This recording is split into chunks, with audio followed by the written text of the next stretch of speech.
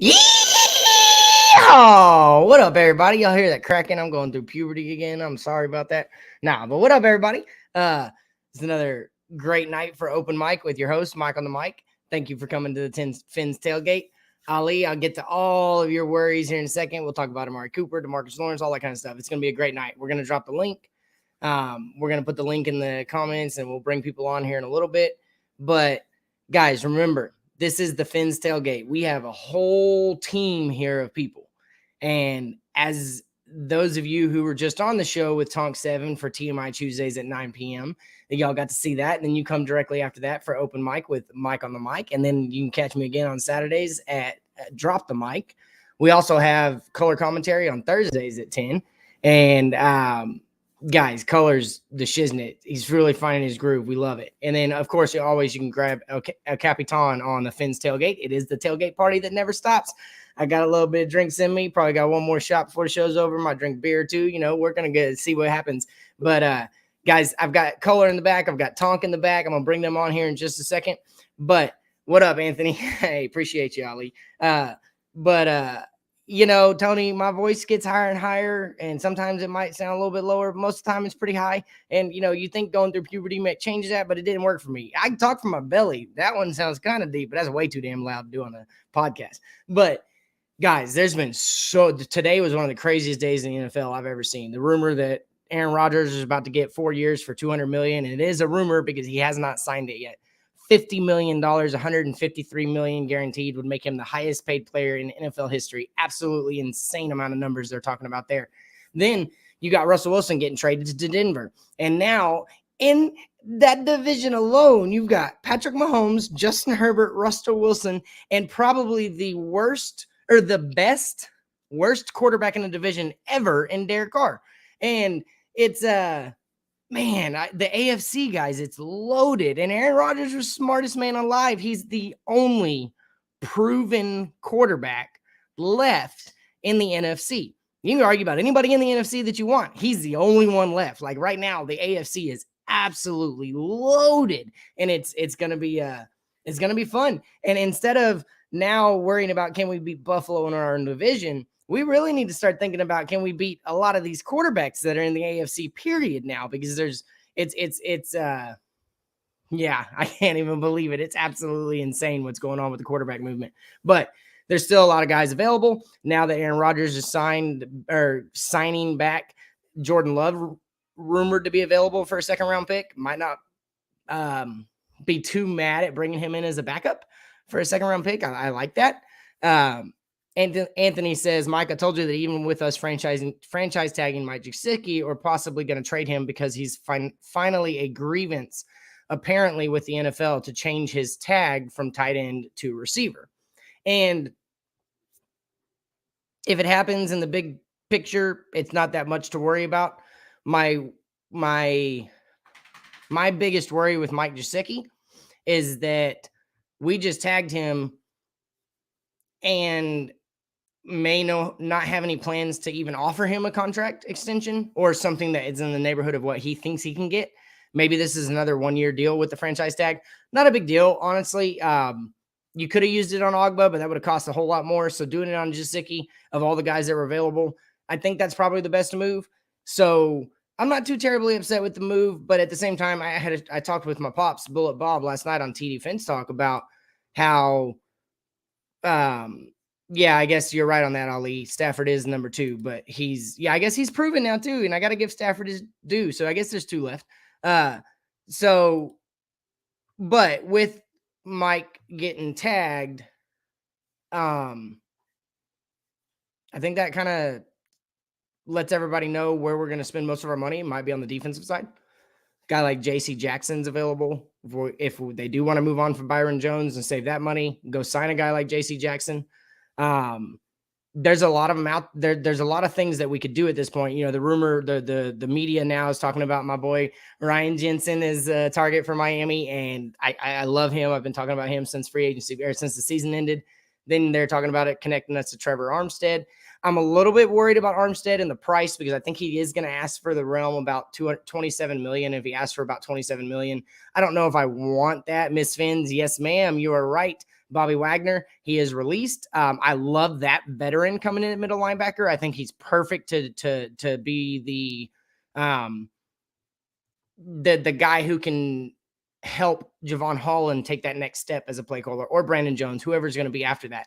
Or if we're able to get Bobby Wagner, maybe pick up a guy like Mike Rose in the draft out of Iowa State, then he'd be a great mentor for him.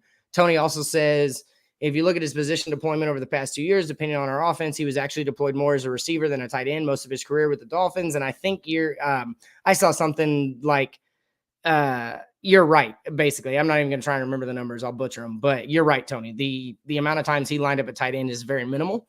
So I think he has a good argument. And I don't know how that changes things once he files a grievance. If Miami can pull the tag back and say, never mind, if you're going to get classified as a wide receiver, we don't want to tag you. I don't know. I'd have to do some research on that. What up, CT? What up, Bleezy? What up, Aqua? What up, Miss Fins? Everybody, Tony, Ali. So yeah, and dude, that's genius. I think Bobby Wagner is a very good candidate to maybe go to Denver with Russell Wilson. That wouldn't be too bad either.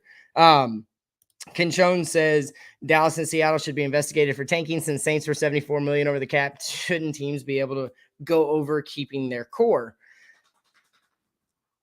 Interesting. If you say core guys they drafted, maybe. That's an interesting perspective, Ken Schoen. Okay, so they can rescind the tag until July 23rd. Thank you. Appreciate that. And then Mike, your call that we could have J.C. Jackson, Jones, and Howard for 1 year possibly.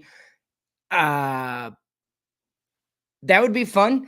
That's a dynamite secondary. Does that mean Nick Needham's the odd man out? I don't know.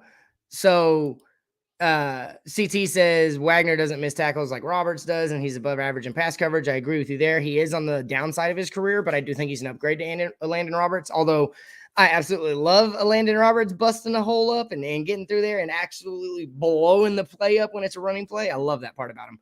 But Tony has a question. He says, Mike, I have a question. Does it make sense to sign J.C. Jackson and trade in Byron Jones because we're going to have 2 ball hawking cornerbacks? So if you didn't see my show on TD Fins Talk last night, Tony, I actually touched on that. I don't know. I think we get away with it because of a guy like Holland, because I like a guy that is a shutdown guy. You don't hear his name much because he's just not giving up stuff.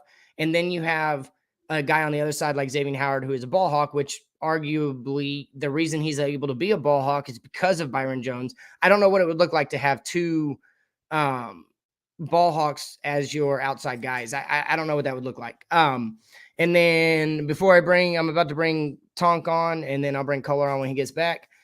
Tony says then of course the fan base is going to be complaining that both of our corners or getting burnt because they're relying too much on the interceptions. That's my fear. You're going to give up more touchdowns. You're probably going to give up more yards with 2 ball hawks, but Javon Holland does help one side as far as being able to make up for somebody that might get burnt trying to jump a route for an interception. I don't know. It'd be interesting to see if there's any secondary that I think could pull it off. It might be ours because of how loaded we are as far as depth and just sheer promise of the guys we have. But yeah, I'm going to drop the link here in a second, CT. But before that, I'm going to go ahead and bring Tonk on and talk to him for a minute. I got to talk to him since last week. So, and no, I don't want to bring back Van Noy Aqua. What up, Tonk? Oh, look at him. He's on the phone. I'll bring him back in a second.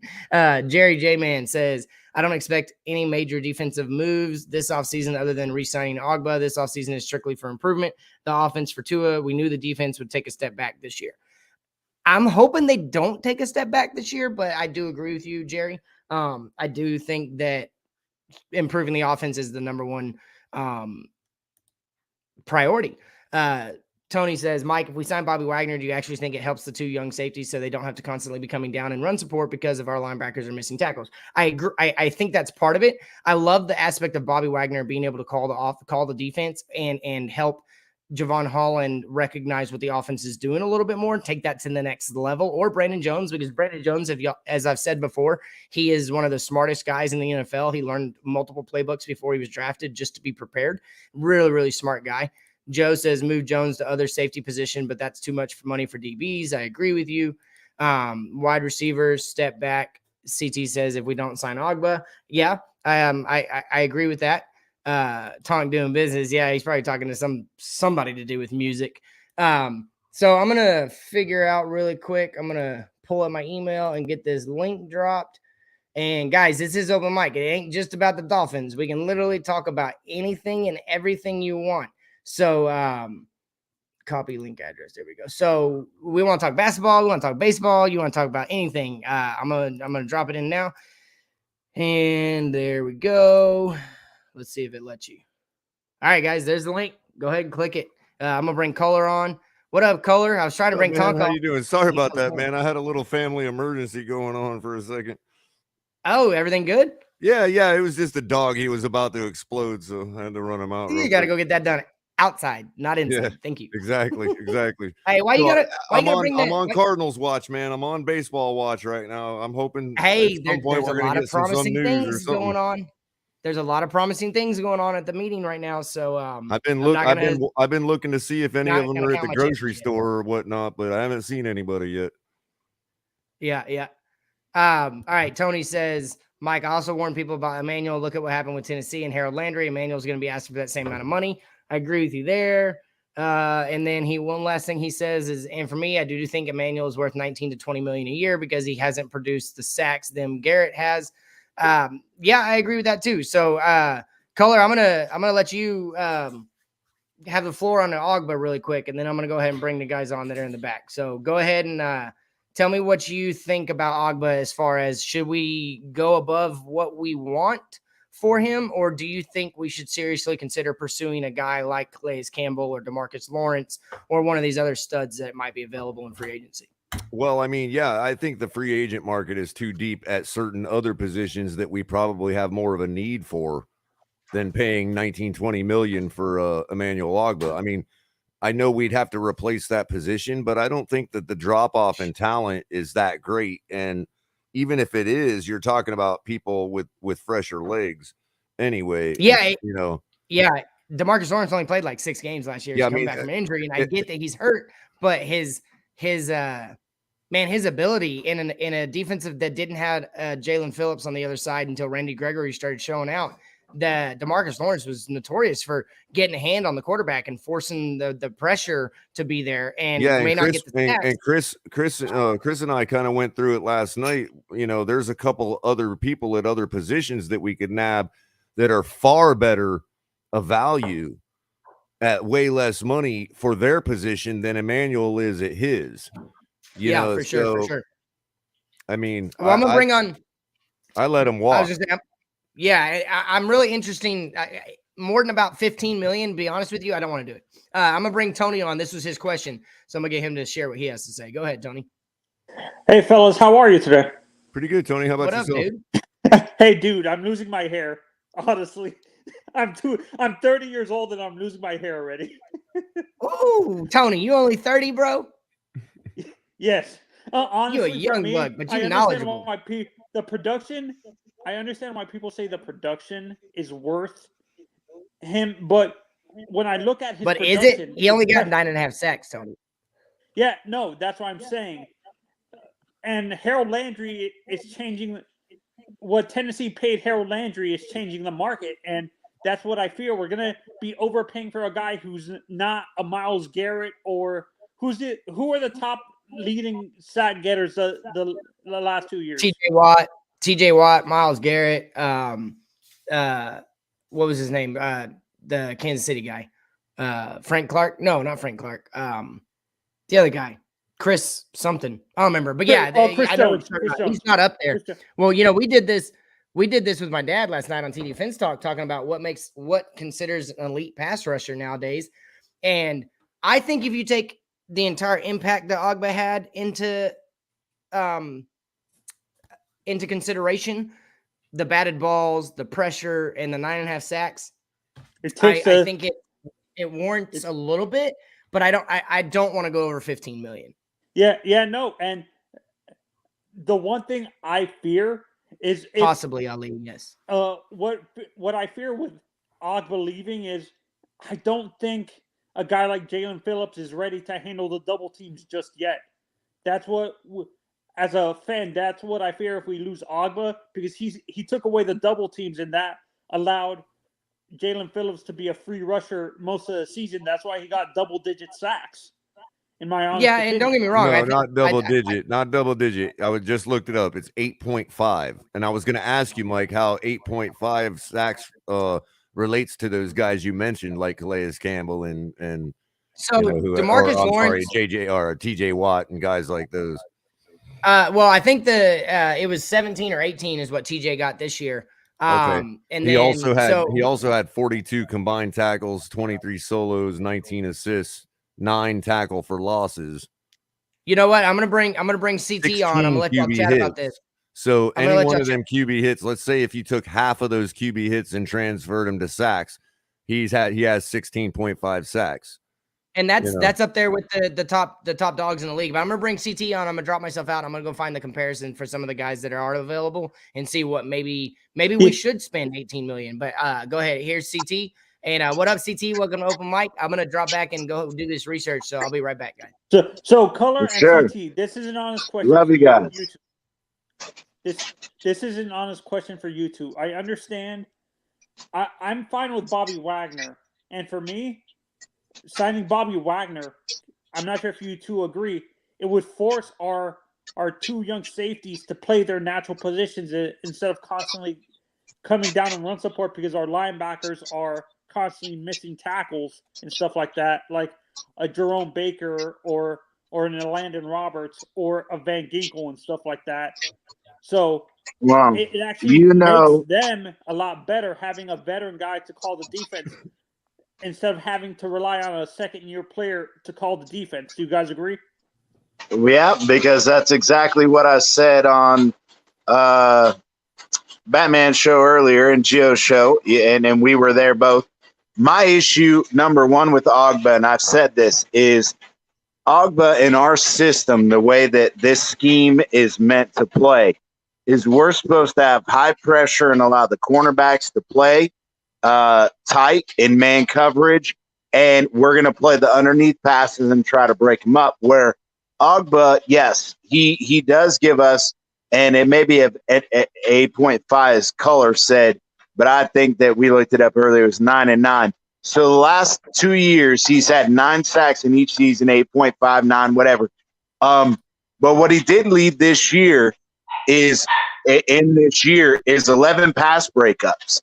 And so where it fits our scheme is that even if he doesn't get to the quarterback, he is fitting the scheme well because the man-on-man and the pressure forces the quarterback to make quick reads.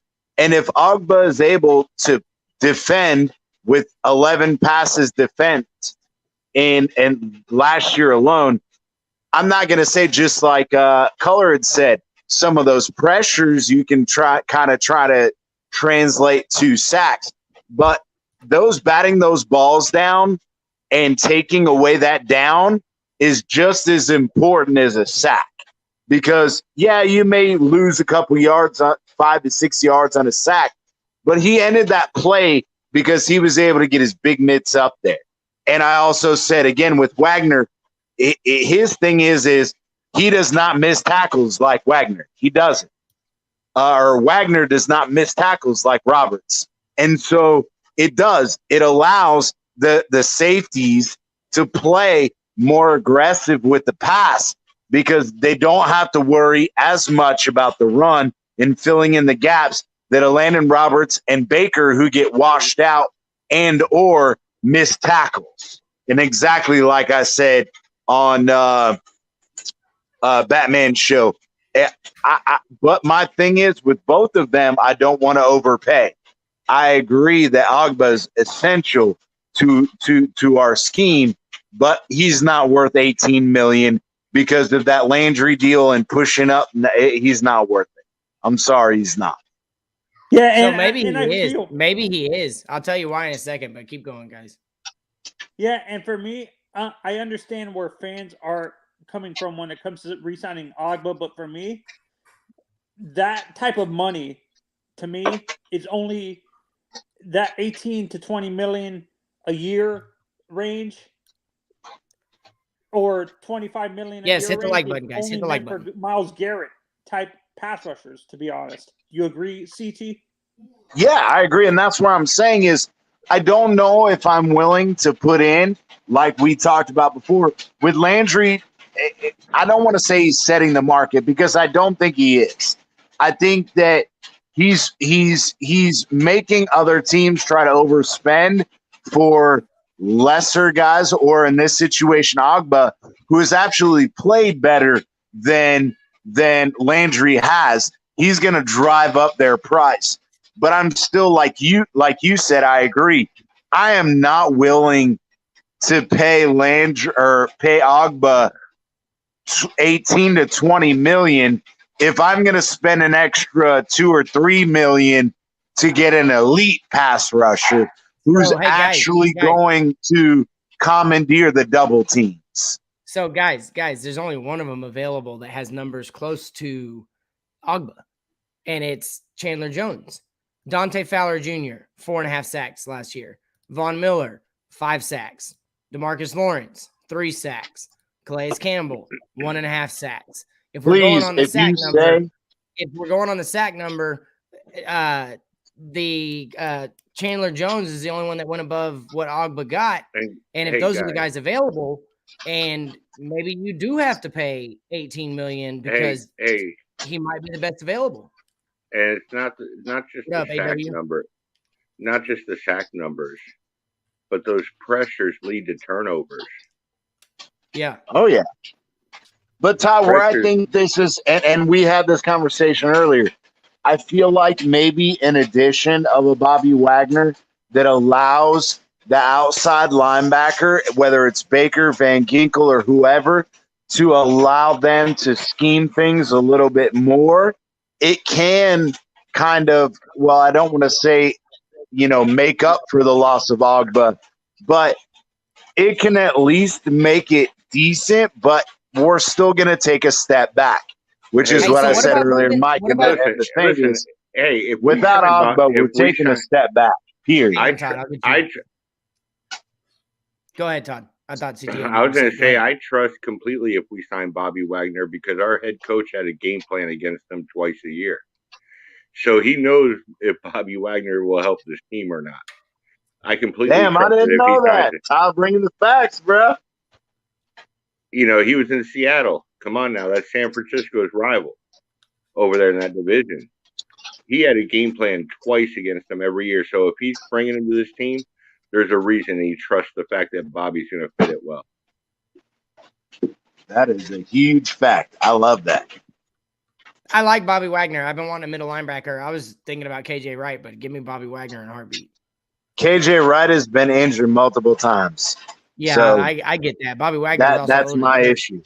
Bobby Wagner, and I said this before. When you get to NFL players in that 28 to 32-year-old range, they're going to have injuries. These guys are going up against the best of the best, and there's going to be injury issues. The guys that you're concerned about are the ones that show you year after year that they're injured. Those are the guys that you're like, nah, I don't want to touch that. Nope, I'm good. All right, y'all, I'm going to bring Sharif on real quick. Let's give him the floor for a second. What up, Sharif?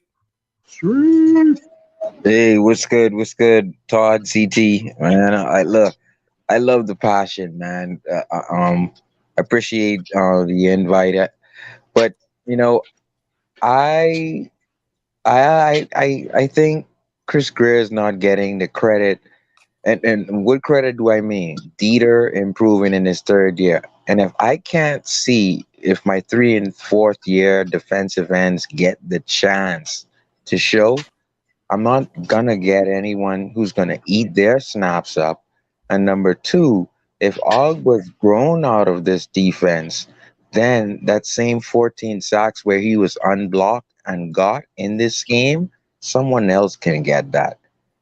But I don't want you taking Van Ginkel's or Siler's sacks away from them. Yeah, and I was going to say, I was going to bring this up. There's, the personnel that we have, if you don't go after Ogbah, maybe you put that into bringing in an extra O lineman, or maybe you go put that into a wide receiver.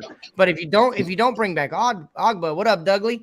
You want to come on, man? The link's up in the top. I can drop it again if I need to. But if you don't re-sign Ogbah, we can mix and maybe move Christian Wilkins or Raekwon Davis outside. Maybe move Sealer and let him play a little bit more, increase his snap percentage along with Jalen Phillips. Well, here's my thing real quick about we could do it.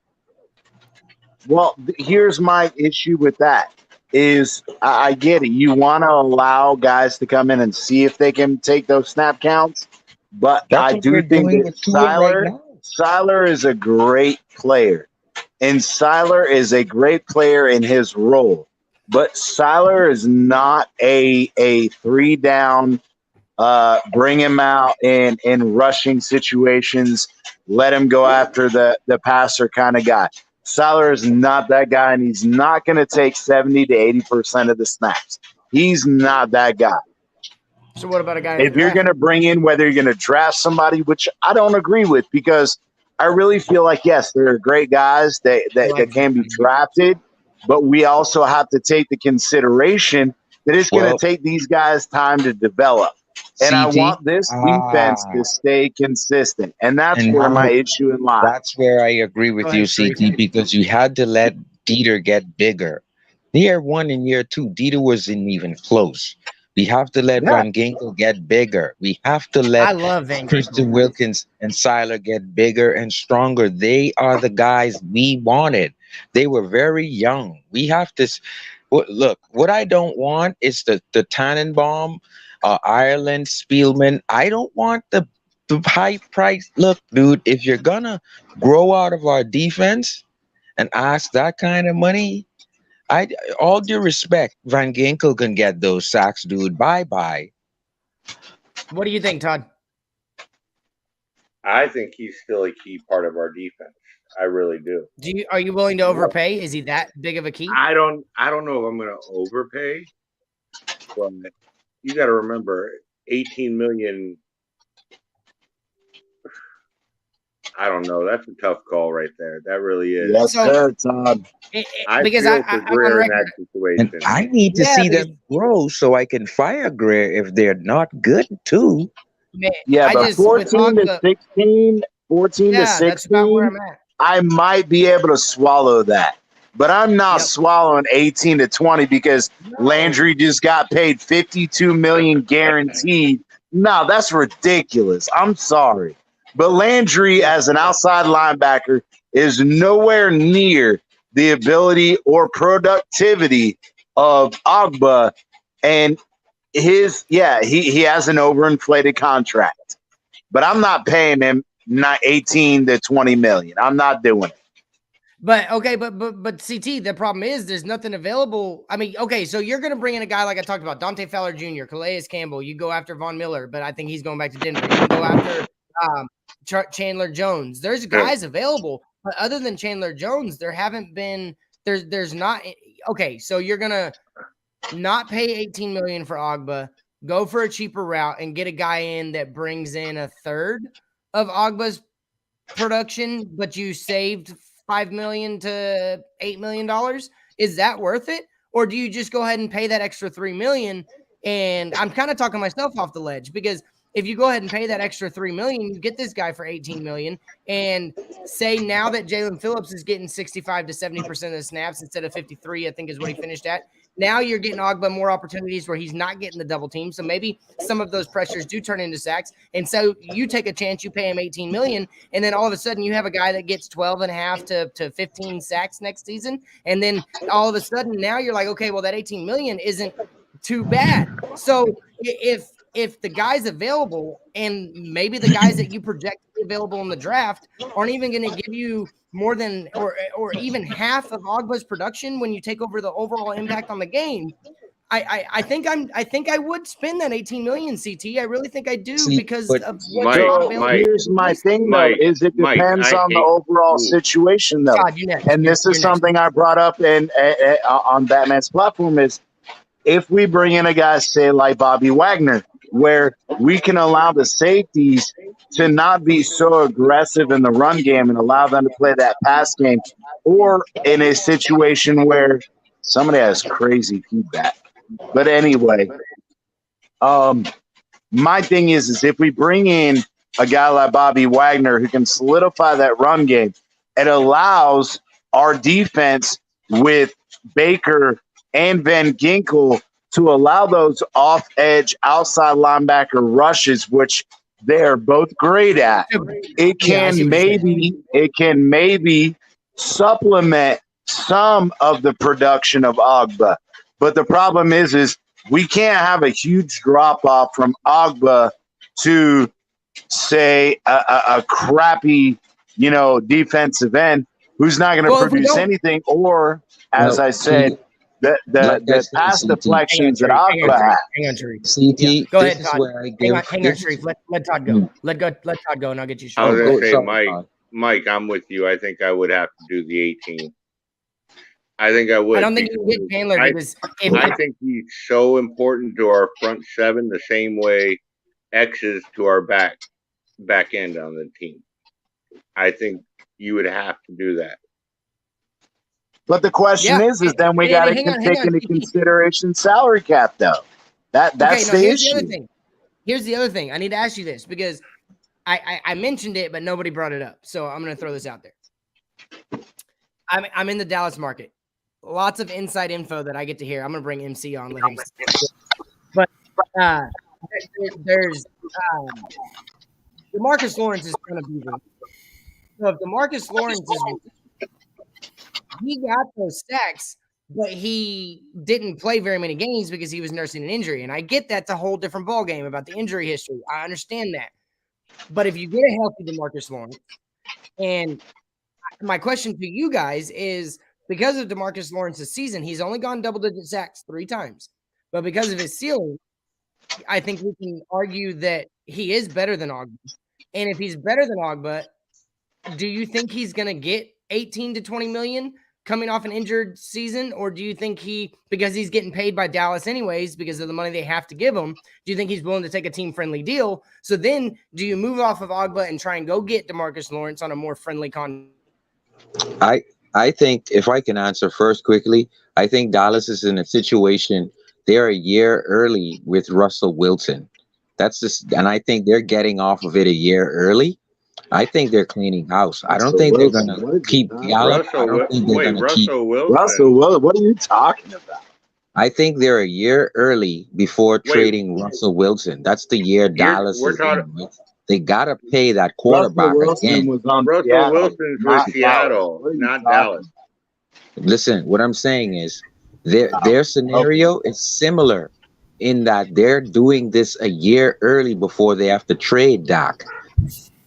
That's what I'm saying. So they're getting off of Gallup now. They're getting off of Lawrence now. They're getting off of people now before next year. So I think Dallas is rats off a ship. They made their run. They got to pay that quarterback $42 million now and next year. Plus, they had to pay him the year they made the run, which was last year. They didn't do nothing. It's time to look. When you make your run and pay your quarterback, you're done. You guys know that, right? Which is why I said the 7-year Greer plan. If we pay Tua, then you know it's over for bringing in any help. It's over. Hey guys, how's it going? Pretty good, MC. How you doing?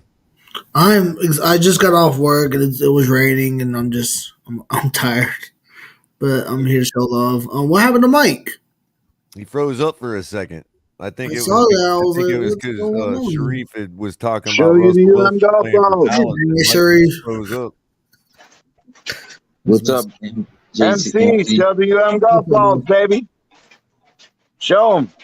You guys do know this. You guys MC do know. Been to work, man. I don't think that Gesicki deal is going to go through with franchising him. How do you mean? I think I really back and thought about that. I think he's going to appeal the NFL for a wide receiver. Well, I think he's going to make him sit out a year then. What do you guys think about this? I sat the back NFL, and thought that the NFL will drag their feet and they won't give him a decision on that until after he has to sign the franchise tag. And if he doesn't sign the deal, he has to sit for a year. Right. Yeah, I agree, Color. That's where I think it's interesting, and I brought it up on Batman shows. How quickly is the arbitration for the NFL going to come out and make a decision?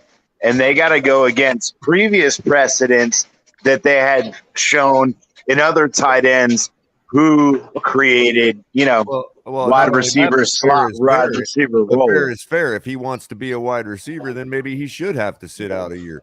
Maybe the NFL could implement that as a rule. Anybody that wants to change positions has to sit out a year.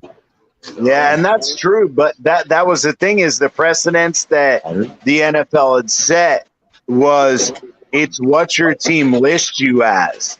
And that was something that they did with Goddard. They did it with, what's his name, the other guy. So then he'd have to go to the Players Association, not the NFL. No, it's arbitration. What I mean is if the Dolphins were purposely not listing him the way he wanted to or whatever, I mean, it could be, where does his arbitration come from? You know what I mean? Like, where does his representation come from?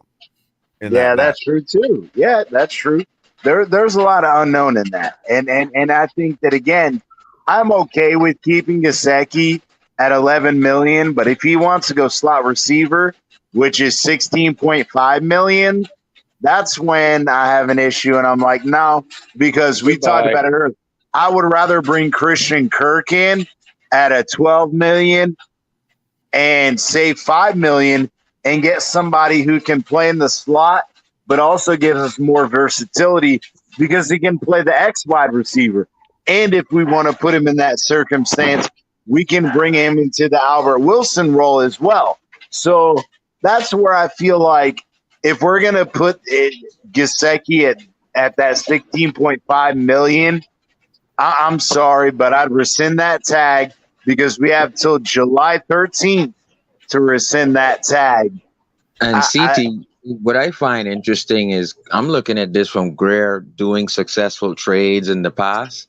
I think Greer knew why he did this now to take him off of the market. One, let other tight ends sign, and then and make the market two. And then if a team really wants him, then they can just do the transition franchise where we let him walk, and then they'll have to compensate us. So Greer put himself in a weak position. No, the transition tag doesn't get any compensation. Yeah, there's no compensation for the franchise tag. Right, that's the issue. Is the fact that they take the average off the top 10 and not the top 5. You're taking it's the top 5 in the first year. In the first year of a franchise tag, it's the top 5. If you tag them twice in a row, it goes from the top 5 to the top 3. Right, but a transition tag is a top. They factor the top 10 on a transition. Yeah. That's what I'm saying. Yeah, and the transition. But you can also tender compensation. Just hold on a second. You're taking the benefit ahead of time instead of on the compensation end. If you use a transition so I tag, think Greer put the top 10 will lower the average money. And so you're taking that benefit there instead of taking the compensation on the back end of the deal. Exactly. I don't think Greer's done, guys. Like Gesicki, notice, I don't think he has a home yet. I'm going to say this. Greer is working something out before the draft. He has the good tight end that people want. Real quick, to your point, Sharif, when I heard the news that we tagged him, just even the possibility that he may be staying here, with what Miss Fins was pointing out about, the honeymoon and setting his roots in Miami and all that, wearing the hat on the plane and all that. What I'm trying to say is maybe we will be passing 40 times a ball game next year. That's the first thought that came to my head. So we'll be passing the ball 40 times this year, because that's what Gesicki said he was going to do this year. Well, I can see that. Hard to believe that. Well, I do too. No, with the idea I'm trying to figure out what the damn tweet meant. Okay. Well, the thing is, no, I agree. If you're not doing the RPO, shut half the time instead of I got words of advice for Mr. Gesicki. Okay, you could either keep your mouth shut and let people think you're dumb, or you could open it and leave no doubt. Well, the thing is, right? I love you, Color. I love you, Color. That is freaking awesome. If you're running out of a pro form set, man? Good to see you tonight, man. How's it going, Color? How's everybody doing? If you're running out of a pro set, right? Go ahead. And you're running out of a I formation. If you're running and you're not running out of that I RPO, I think you can get a better non-sack result with Tua. But if you're running out of that RPO, in other words, we've got rid of the RPO. You don't have to worry about those 2.9 seconds Tua's getting sacked. That's my point. And real quick, Sharif, CB makes a great point real quick. We aren't passing the ball 40 times. He said that before we got a head coach. Yeah, that's what makes it so cryptic, because I thought Gesicki was in tune to the head. I thought Gesicki was the head coach, given that he knows what the game plan was and feels the need to go out in public and tell everybody what the game plan was for Tennessee. I thought he was in tune with the coaching staff. What happened there? Hey, I'll tell you this. I remember him throwing the ball at Flores when he caught that ball in the corner. He threw it right at Flores. Bounced off his chest. And this is where I said it made before. No sense anyway, because we threw the ball 36 times a game this year, so it really made no sense. I don't even know what he was trying to say. Like I said, but this is something, Color. I would have never thought anything of it. Yeah, but this is where I said, Color, before, is I'm not opposed to them tagging Gesicki, but the problem with that I have with Gesicki is over emotional. Yeah, Gesicki He's got a big is mouth. not. Right. He's like me. Yeah, Miss Fins ain't happy with y'all, guys. Miss Fins ain't happy at all with y'all. What did I do? She says it's blasphemous talking about Gesicki like that. Oh my God, that's her boy. That's her boy. Was on fire with the breaking news, man. She got the breaking news from the morning. Yes, she did. Yes, awesome. Hey, Miss Fins, I got a story for Miss Fins real quick. So I'm having dinner with Mom tonight, right? And she's been on, she's about to pick a new team, and she's been on the fence with a couple. Her favorite other state to be in is Colorado, so her first thought was to go with Denver. But lately, she's been taking a liking to Mr. Allen up in Buffalo, and I'm like, my horror. I'm like, Mom, no, I don't care. No. No, you're not going to be a Buffalo Bills fan, right? So tonight, Heartbreak. I broke the news to her that that Denver signed Russell Wilson, and I didn't even know she knew anything about Russell Wilson. And her eyes lit up. She's like, "Oh, awesome! I'm going Denver then." And she's like, "And he's cute too." Oh, damn. Oh man, that's horrible. Mom's a Broncos fan now, ladies and gentlemen. Oh man, Peyton Manning. That's heartbreak. Heartbreak. no, Russell Wilson right now. MCJ. I'm like, I had no idea you knew about Russell Wilson. She goes, "Yeah, he's good." Yeah, but the question is what does the Broncos have on the rest of their team in that station? Jerry Jeudy, Melvin Gordon. CT. Broncos are about to be nasty good. What up, Batman? They got Jerry Jeudy and holy shit. Now Melvin Gordon and Von Miller aren't locked up yet, but Von Miller, if he goes back to Denver, See, well, that was my whole thing is absolutely Russell Wilson can take that offense to a whole new level. The issue is just like we saw with the LA Rams and everybody else, is you got to have the defense with the offense. Right, but I'm saying that was my Drew concern Lock was about. almost there himself. Why do you think Seahawks were willing to take Drew Lock off their hands? Because I think No, I agree. I'm just saying that with Von Miller and all that, and their defensive, free agents. Hey, if they re-sign them, hey, Denver is a beast. Broncos just wide receiver Deshaun Hamilton. Broncos. That was the fourth rounder. Yeah, it was the fourth rounder, right? A couple years ago. He's a good one, but with Jerry Jeudy, Cortland Sutton, and then what's his name, guys? The taller guy. Where at Denver? White dude? The white dude? No, it's man. His name is like right in. Mentioned it earlier. Brain fart. No, Brain fart. Noah Fant went to the part of the wide receiver. Tim Patrick. There you go. Yeah, I think he's Tim like Patrick, one of the fastest receivers in the league. Those that don't know about Tim Patrick with Russell Wilson and his ability to throw that sky ball, that moon shot that they talk about, where it just drops out of the air straight down into the bucket. Tim Patrick's about to eat in Denver, bro. Eat. Mm-hmm. Yeah. Then that's on the offense. He's going to be the new Tyler Lockett. You're absolutely right. Well, and they got our boy Patrick Jr. What up, Tony? Except he's faster and taller than Tyler Lockett. Yep. This is honest. Let's say, Mike Gesicki ends up winning his grievance with the NFL, ends up filing and winning. I think they rescind it. Yep. I think they rescind the tag if he wins his grievance. Yeah, no, that's what I'm saying. Do we end up trading him or letting him walk? Because this is is he worth a first-round pick to a team who needs a tight end? No. See, his deficiencies in run blocking. His deficiencies we're not willing to pay him more than the average of top 5 money. Well, but the deficiencies in the run game is going to keep him from getting paid. That's what I'm saying. Depending on at the most, look, Tony. At the most, we would get back what we invested in him, a second rounder, to the right team. I don't even think we're getting that. I think we may get a third or fourth. Could be. No, the reason why I asked that because the perfect team. But who's going to want to pay him wide receiver money? No.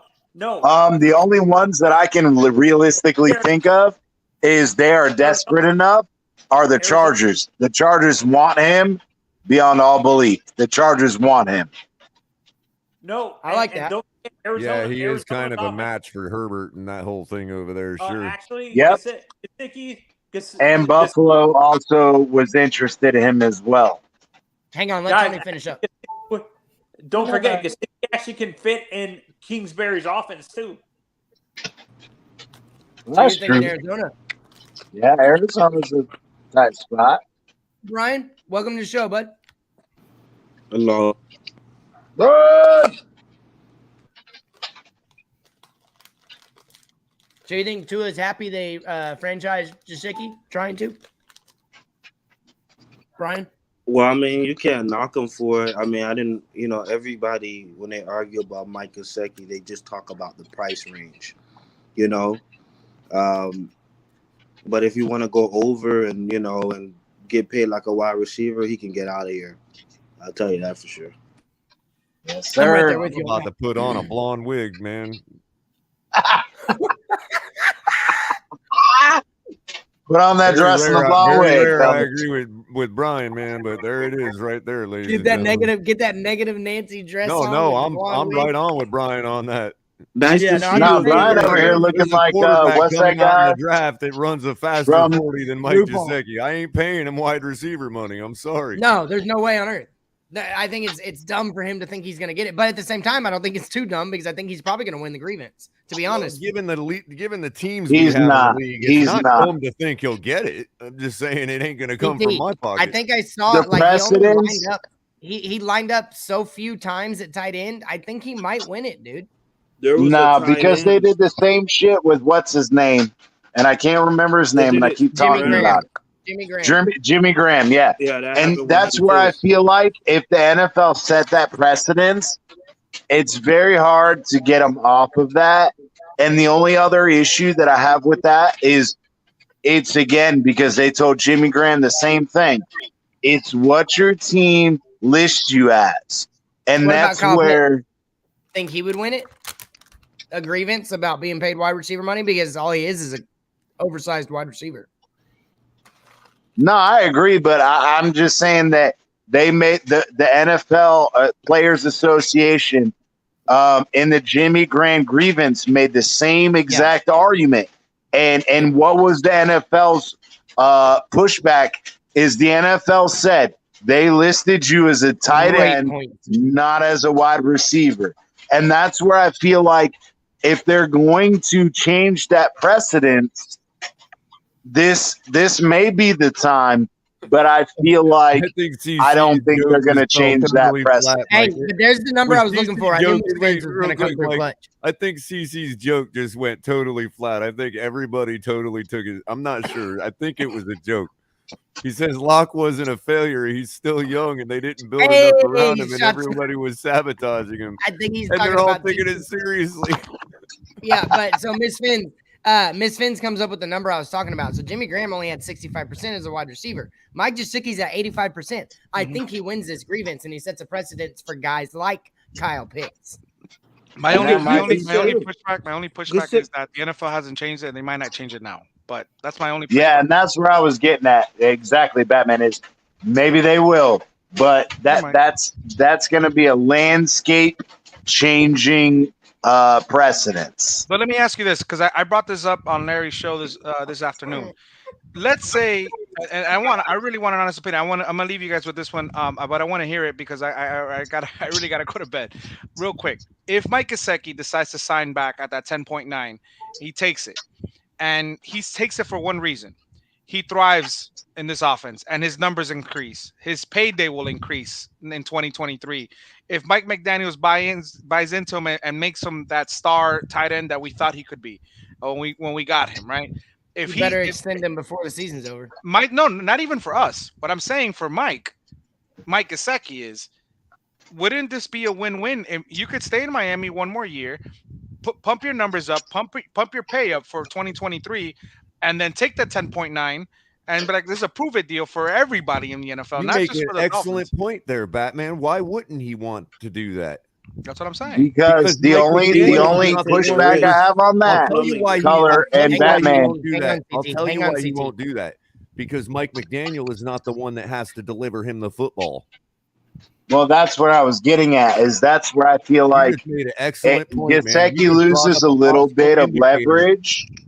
Gesicki loses a little bit of leverage when this offense is going to turn more to a run prominent offense. See, Which he said it a nicer way than I did, but without singling out the guy under center. But yeah, it's going to take somebody to when you say Mike McDaniel will increase his trade value, will put him in position to increase his trade value. That's supposing Mike McDaniel is the one that has to deliver him the football. And Batman, So if would Mike he risk- McDaniel, if Mike McDaniel, I'm sorry, if Gesicki doesn't see the wisdom of what you're saying, or he does see it because he's a smart guy and doesn't want to take that risk with the All right, given everybody, pause. who we have under Pause. center, then that could be an indicator of how somebody really feels about who we have under center. That's an excellent point you just made. That is, Very, but very it's true. also So Drew pause. Rosenhaus being his agent. Yeah. Drew Rosenhaus should be well aware of those circumstances and those situations. And if Drew is going to screw Gesicki, which if he does that in that realm and tells Gesicki, hey, take that 10.5, take that $11 million deal, knowing that he's not going to get the same production in this offense based on the transfer to a run offense versus a pass offense, then maybe Drew is the one that's getting doped. And the thing about that All right, is, everybody, why would hang on. he? Okay, go Why ahead, would Gesicki want to risk that and go a whole nother season where he could even get injured? Right now, Well, Godwin and that's is my not thing. even Is in like, the was this the 1 market. year? Godwin may not even be in the market, so he could get his big money right now. It just wouldn't make sense. Yeah, Godwin's not in the market. If you dope a Godwin guy got like taxed. Drew Rosenhaus, they'll make another movie. They'll make a Jerry Maguire the sequel out of that, bro. All right, Yeah, so everybody has that's to true, be quiet. Everybody has to be quiet because I'm bringing a special guest on, and this guest is gonna basically slap us all in the face if we win with something that won't be named because of their love for Mike Gesicki and respect and how much they enjoy the guy. What up, Miss Fins? Oh Lord! Hey, you got the floor. It's all yours. Thank you, Hands guys. are folded. I was not even gonna come on. I was just trying to stay in the comment section, and I'm like, no way, these boys are talking about Gesicki like that. Okay, like, come on, Shannon. Did you change it? Did you just change his name to Gesicki? Yes, It's sexy. So tell us what we don't know. Tell us what we're missing, Jolie. Tell us Man what we're missing. crush. Absolutely. But seriously, guys, look, you guys actually make great points in the two faces when it comes to any player, if you really think about it, and in his situation, because right now, you never know what's going to happen, especially with injury. You know what I mean? Which is one of the reasons why Xavier Howard wants the money and wants the deal to make sure in case he gets injured, he doesn't have to worry about, oh, I'm not getting another deal or I'm not getting any money. So I get that point, but one thing that I brought up last night at the with El Capitan, I actually mentioned the way that everything has come out in the last week. It seems like they already told Gesicki what they were gonna do, and he already signed off on it. So I really don't think he's gonna I think so too. or anything like that. And the reason being is it's not really a prove it deal. It's let me see what you got, Mike McDaniel. Let me see what you got, Gesicki, and how can we put you in? How can we maximize unlock you so that we can get you another deal? And guess what? Even if he doesn't get another deal and he still gets tagged next year, that's still in total. It'll be, I think, 13 million. That's what, about 24 million in 2 years, which is a really good money. So even now, Miss Vance, can I ask you this? 1 second, sir. But even though it may not be, as beneficial for a lot of people in his position, one good thing that he has had is he knows how to protect his body. So that has allowed him to not put himself in the position of getting hurt.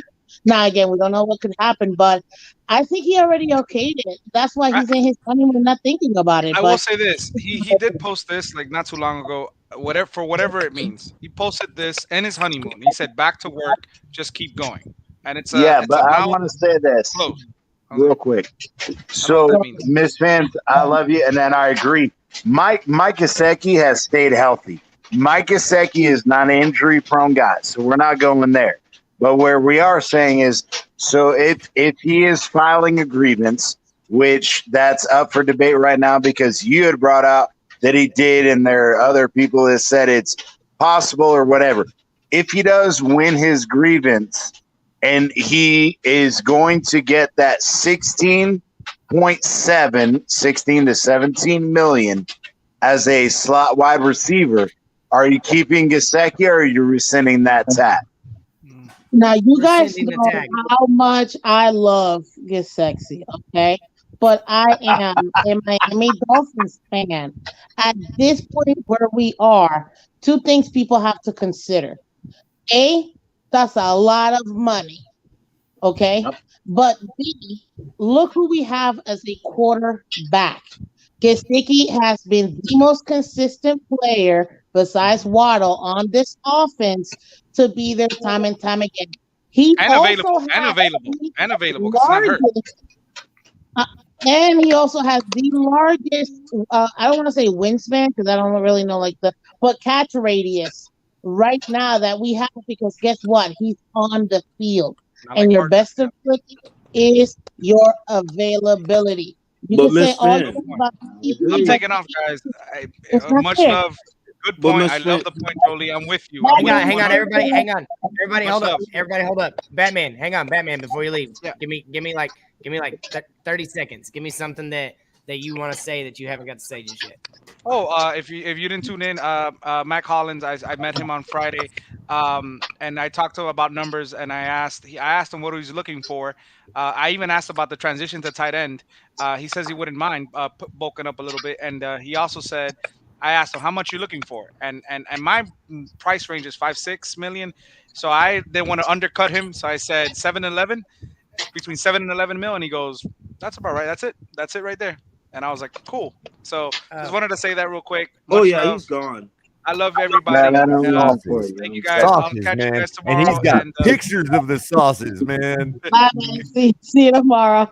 much Later, love, Batman. Later, Love See you, you, man. Batman. But even with everything that I just said real quick, I would still reconsider if I would keep him for that money or just sign and trade, tag and trade at that point. Um, and see if we can get some other pieces for him. I'm a realistic Dolphins player, but I still want him because I think you Wait, you cannot play for the Dolphins, Miss Finn? what I said I that said, you can you tag said and you trade play for the Dolphins?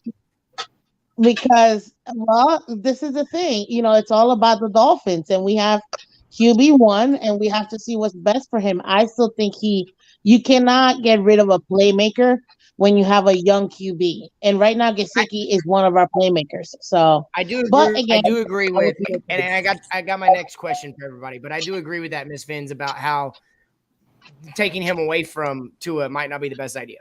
But Barkley, Big Mike, and Barkley are buddies. Do y'all want to trade for him? I'm going to start with CT, then I'll go Miss Fins, Brian, and MC. Would you be willing to trade for Saquon, who can't stay healthy, but the ceiling, if he is healthy, is pretty high? CT, yes or no? Say that one more time. The name. I'm sorry. Saquon Barkley from the Giants. No, I'm not doing it. I've said this multiple times. I'm a huge proponent when it comes to running backs. Unless they're a role player, I have issues with snap count. I have issues with college and NFL. Somebody's got terrible feedback again. But I think when it comes to running backs, snap count is a huge issue. Propensity to deal with injury, the impact that comes along with being that type of bell cow running back. I'm just not interested. I'm not. I'd rather take somebody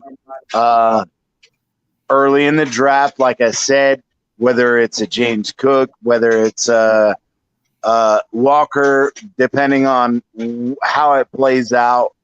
I would rather have a younger guy with fresh legs, fresh body versus somebody who has a high snap count, especially the way that New York used Saquon Barkley. What about you, That's Miss just Fins? my personal opinion. Yeah, I got you. What about you, Miss Fins? This is the thing.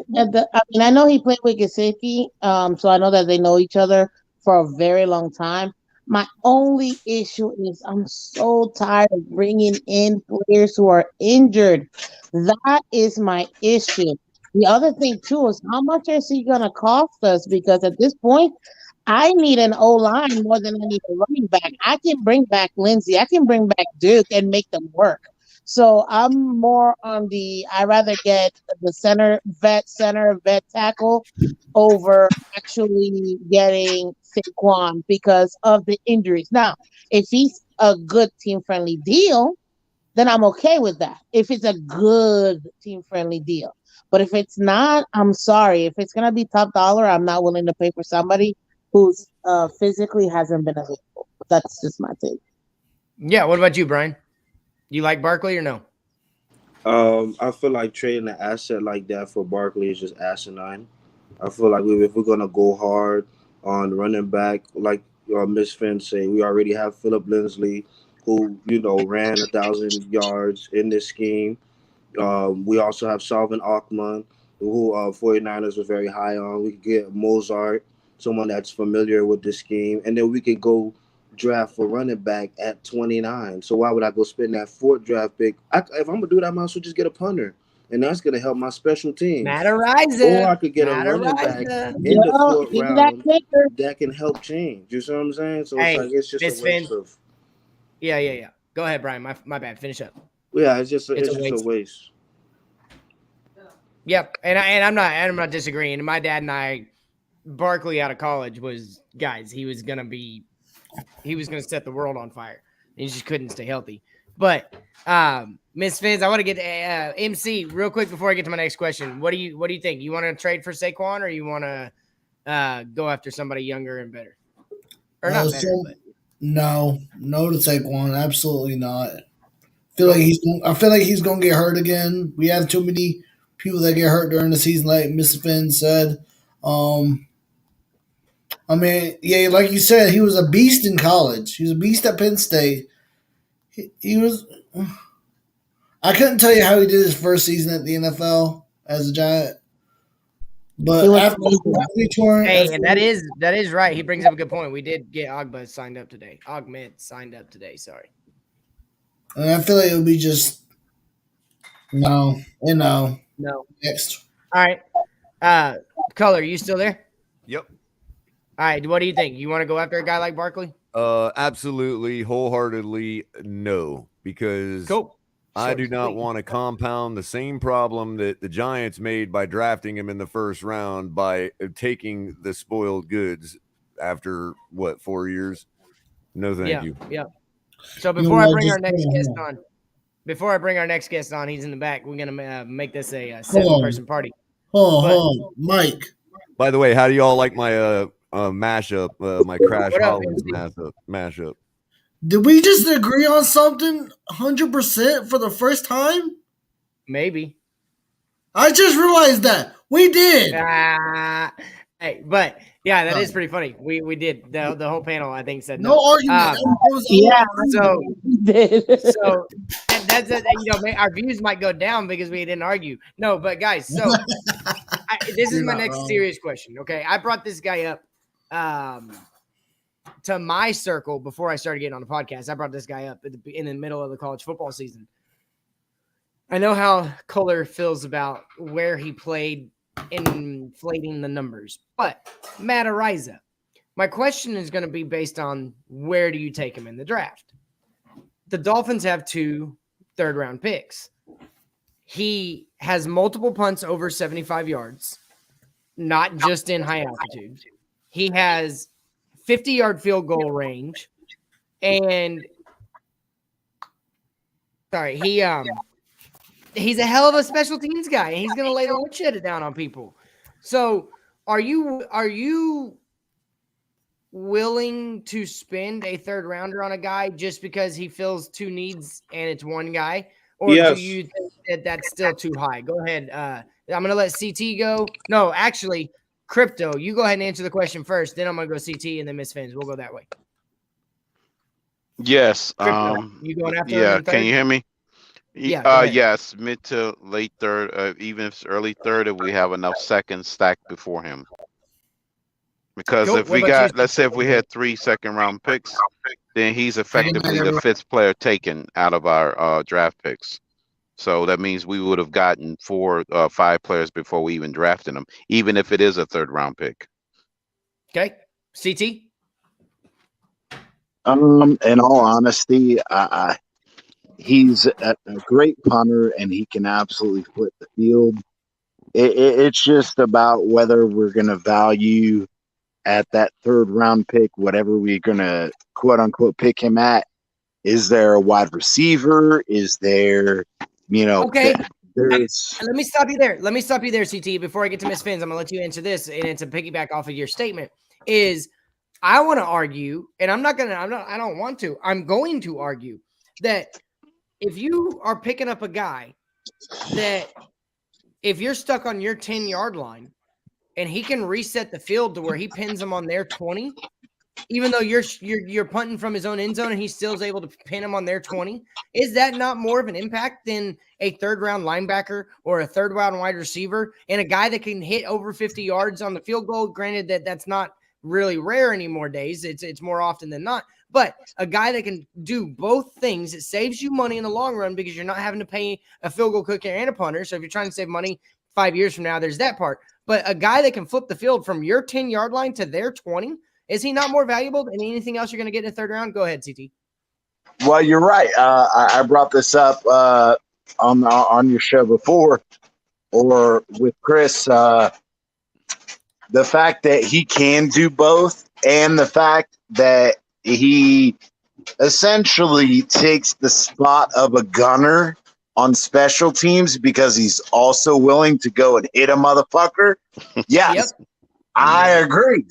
And the fact that I brought it up, there are a lot of dual-purpose guys, but the difference between Matt Ariza and these other dual-purpose guys is he can punt 70, 80 yards, but he can also hit a 50-yard field goal where other guys who are dual-purpose guys, yeah, they can punt long balls, but they're only going to kick a 30, 35-yard field goal.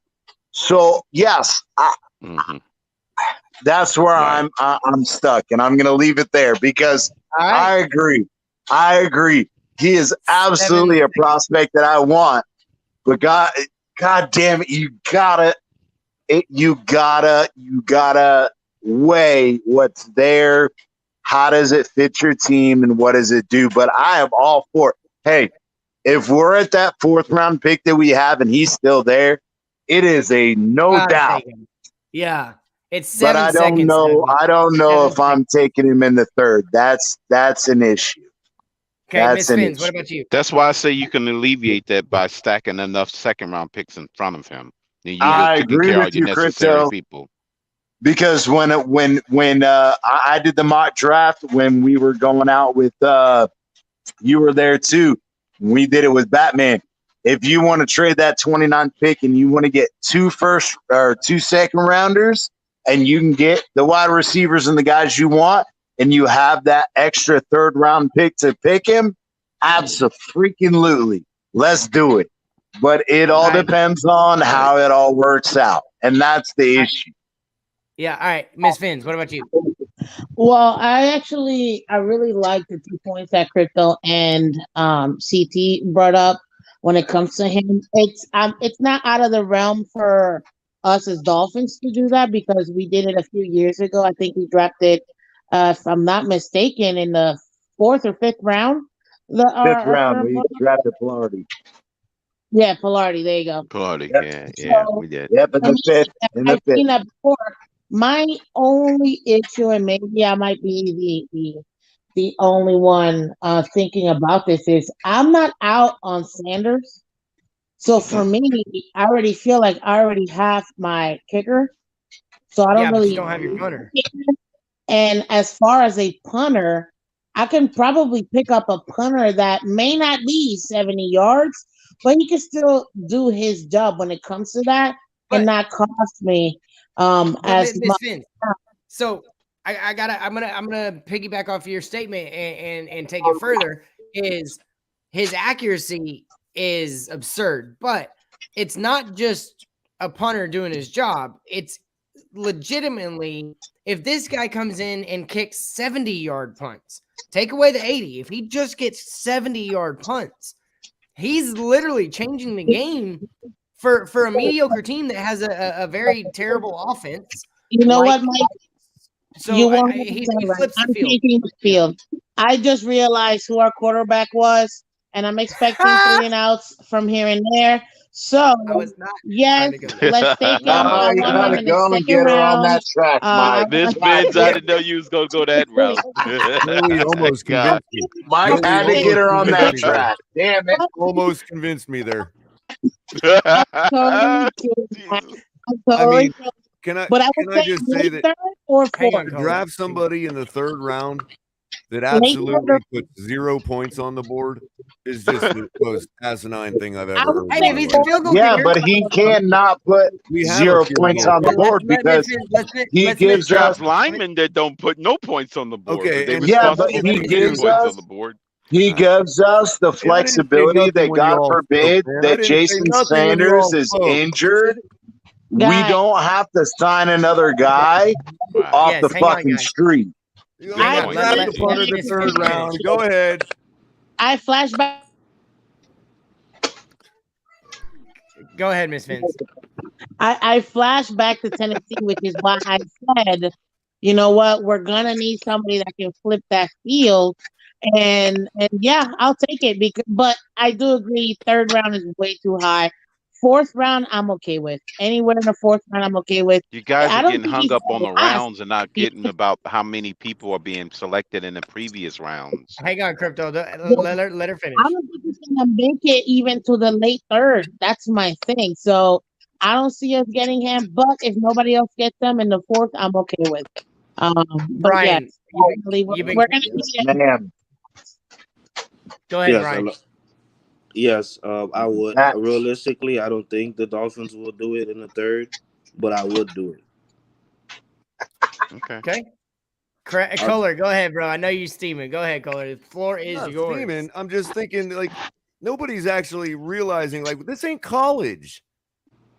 First of all, putting aside the locations of these punts, even if he could punt 65 yards in the humidity of Miami, okay, fine.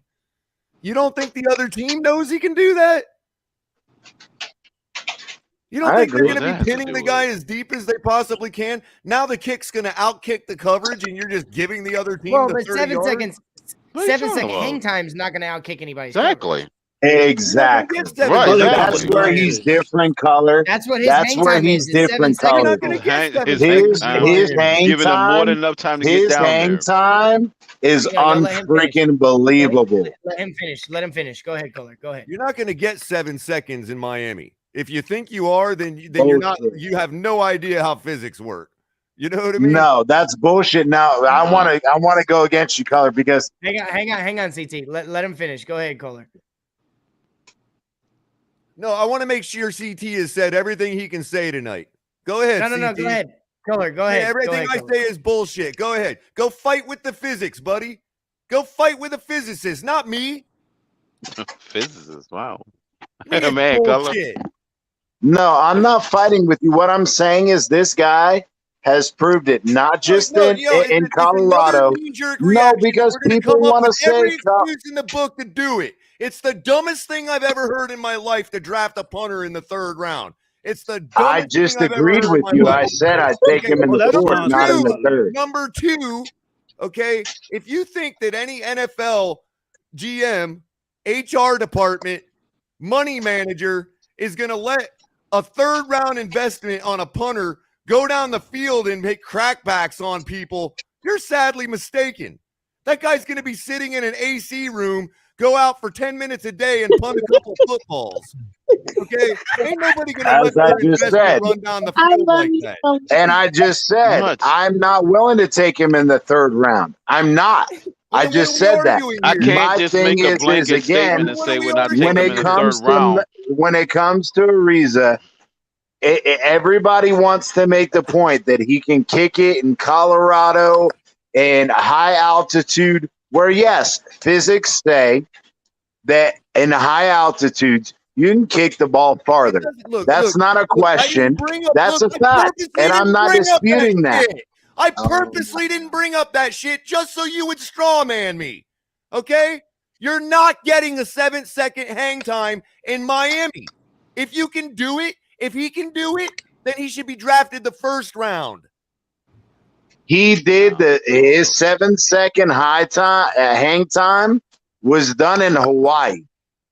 That the Hawaii game is when he made a 78-yard punt, and the hang time was again 7.2 seconds. Yes, I agree. In a high altitude situation, yes. Once. Has he done it twice? Has he done it 5 times? He's done it multiple times. Oh, he has done it multiple times. He has done it multiple times. He has done it multiple times, Colin. No, CT. In his point to his question, no, he has not done it in Miami multiple times. Because no, he hasn't played Miami teams. He had a chance to do it in Miami. Half the punts I saw were kicked over the head of the coverage and rolled another 30 yards. So no, yeah, I agree. There's some that landed. That's a part of 70 yards. A punter. That's a part of punting, Cutler. It rolls. Yeah. Now, can I say this real quick? Exactly. This point is a part of punting. So what I want to say, Color, is yes, I agree. But we also make the same argument that Mac Hollins and other gunners on this team or on NFL teams, they are not the same thing in the NFL versus what they are in college. So again, if there are faster guys on punt coverage in the NFL, which there are, and again, I agree to an extent. Yes, there are times where NFL kickers outkick their coverage. But I think that in this situation, hang time takes precedence over whether or not you're going to outkick the coverage. Because if you're kicking that ball that high up in the air, and I love this statement that was brought out by Matt Ariza's agent. He said at the combine, please tell me how many times it's going to take Matt Ariza to punt the ball to break the Jumbotron at the Cowboys Stadium of him hitting it. He said it would take 3 times of him hitting that Jumbotron to break it. So we're going to draft a guy because he can hit the Jumbotron at Dallas? No. Yes. Because if he's kicking it that fucking high, his hang time is absolutely ridiculous. Well, yeah, okay, whatever, man. This whole notion of being caught up in the third round. To even think that shit, man. Like I said before, in the third round, like I said before, it's the number of picks that go before him is irrelevant the round that he's picked in. If hypothetically he had 20 first round picks, he will be picked the 10th player after that. It's the matter of how many players go before him. The round is irrelevant. In the third round. It's not a matter of who was picked before. We had 5 first round. We had 5 picks picked 2 years ago before the 50th pick. We had 5 players that we had to choose from. We had 5 players. That means that third round pick was the 6th player.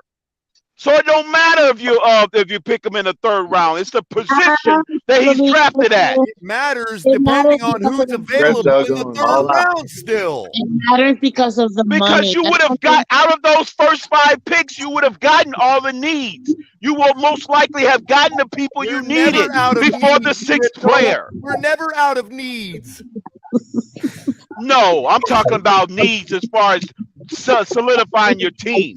I guarantee you, if the Kansas City Chiefs had 5 players, if they would have had 5 players that they would have drafted, and then that 6th player was in the third round, they would pick that punter. A completely different draft with different players. Let's be nice and not insult anybody. That's my point. Yeah, it's how many players go before him. It's irrelevant what round he's in. It depends on who's available to us at that pick. And you're going to tell me if it's a guy that could be a star. I'm saying if they got all the necessary players that they needed to solidify the team, then that's a luxury pick in the third round. They can pick them. The round is irrelevant. It's the players that they're picking before him. That are available makes it a luxury pick or not. You don't get it. It's a fucking math game. If you got a bunch of players that's going before him that you fit the needs of your team, then it don't matter what round he's drafted in. Exactly. You're getting hung up on the rounds. It's irrelevant. It's the amount of players that you got before him to solidify your team. In the third round. Hang on, Crypto. Hang on. Look, Go ahead, Cole. Ask me your question. Can I All right, push? Miss Fins. Yes, Miss Fins. Go ahead, please. Please. Real quick, one thing that I will say when it comes to the round is, we still have a salary we have to consider. So for me, the third round and fourth round is a huge difference when it comes to pay, and it also means if yes, I agree. He's I don't want to say generational talent, but he's got talent. Let's not lie. But the thing is, can we use that same pick for somebody that we can start right away? Because right now we don't really need a kicker because we have a We kicker. do need a punter. No, we do need a need a punter. punter. Jolie, is it depends on who's the Velarde has been in the absolute third round. trash. No, we need a punter. Velarde Stop has that been nonsense. absolute trash. We need a punter. Exactly. To your Period. point, Special Jolie, that's teams exactly what I was trying needs to to say. improve. Like I said, if Kansas City had Hang on, 5 hang on, picks hang on, before the third hang on. round, Hang and that's all. Hang on. Not even signed. What are you talking about? He's not even signed. We literally don't have one. So Pilardi's gone. Now that we moved off of Pilardi, we can pick up somebody in free agency, or we can draft somebody. This guy would be great, but do you honestly think out of the 32 teams we're the only one looking for him? Please. No one. Which is why you have to get him would in be the third smart to round. take this man in the third. Thank Nobody you, right Ryan. now. These would people smart don't know to how to take do this math and man. don't know the. Not at all. Don't be Not the talking third like that, round. Crypto, bro. You're better than that, bro. Come on, man. You It's could it's definitely it's, get it's in the math. fourth What round. If you got people are enough talking picks stacked about? up What people before are him. you talking about? Hang on. What do you Miss mean? I'm Fins. talking about the freaking position that he's picked at. So because The round is if irrelevant. somebody don't agree with you, these people don't know how to do math. It's not a matter of them Man, you're agreeing with better than me. that, It's It's not bro. that you don't simple. not. It's not you don't know how to do math. How It's just many not in times this are we topic. gonna reach You for don't. guys? How many times are we gonna reach for guys? We reached for Austin Jackson. We reached for Noah Benogany. We're gonna reach for a punter. We That reached for Hunter We're not Long in the reaching for third a round, punter.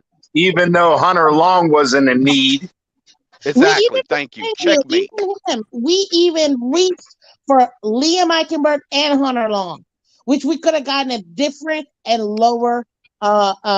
We didn't need a draft for you know what I safety. mean? You know we didn't need a draft for So- safety this year, right? I mean, that's a valid point. We drafted the best available talent. Listen, It's who What- you what pick. I'm It's saying irrelevant is- where you pick them. Okay, no, so here you go. it is Here you go, guys. Hang on, Miss Fins. very Let me. crypto because at the Who's end of the available day, when you make the pick? Hang on, That's Cole. what's Punters, relevant. man. Who is available when you make the pick? If there's a guy that So- can make one of our other positions stellar, then you're not going to pick a punter over him in the third Absolutely, round. because that Which punter is can make why I said that at the position beginning of this stellar. argument, Color. Hang on, Color, I said at the Hang on. beginning of this CT, hang on. argument. Hang on, CT. I said hang at the on. beginning of Hang this on. argument, Color. CT, hang on. Here's the deal. When it comes down to it, it's where this guy is on everybody's draft board.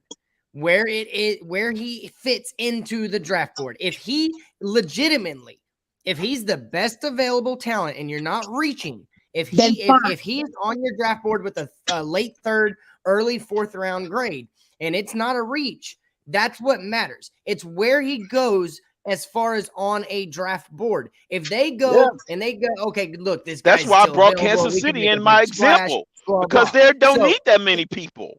Well, and where he is on your draft board is where you have to take him, because if it's in the third round, you're still taking the best available talent. You're not drafting for need. You should be taking the best available talent on the board. So Based wherever on he your- is Well, on your in draft theory, board, but will not every determine team where does he's that. going to go. It's based on your list, though, Mike, and you just said it. Based on your list of players is where you will go.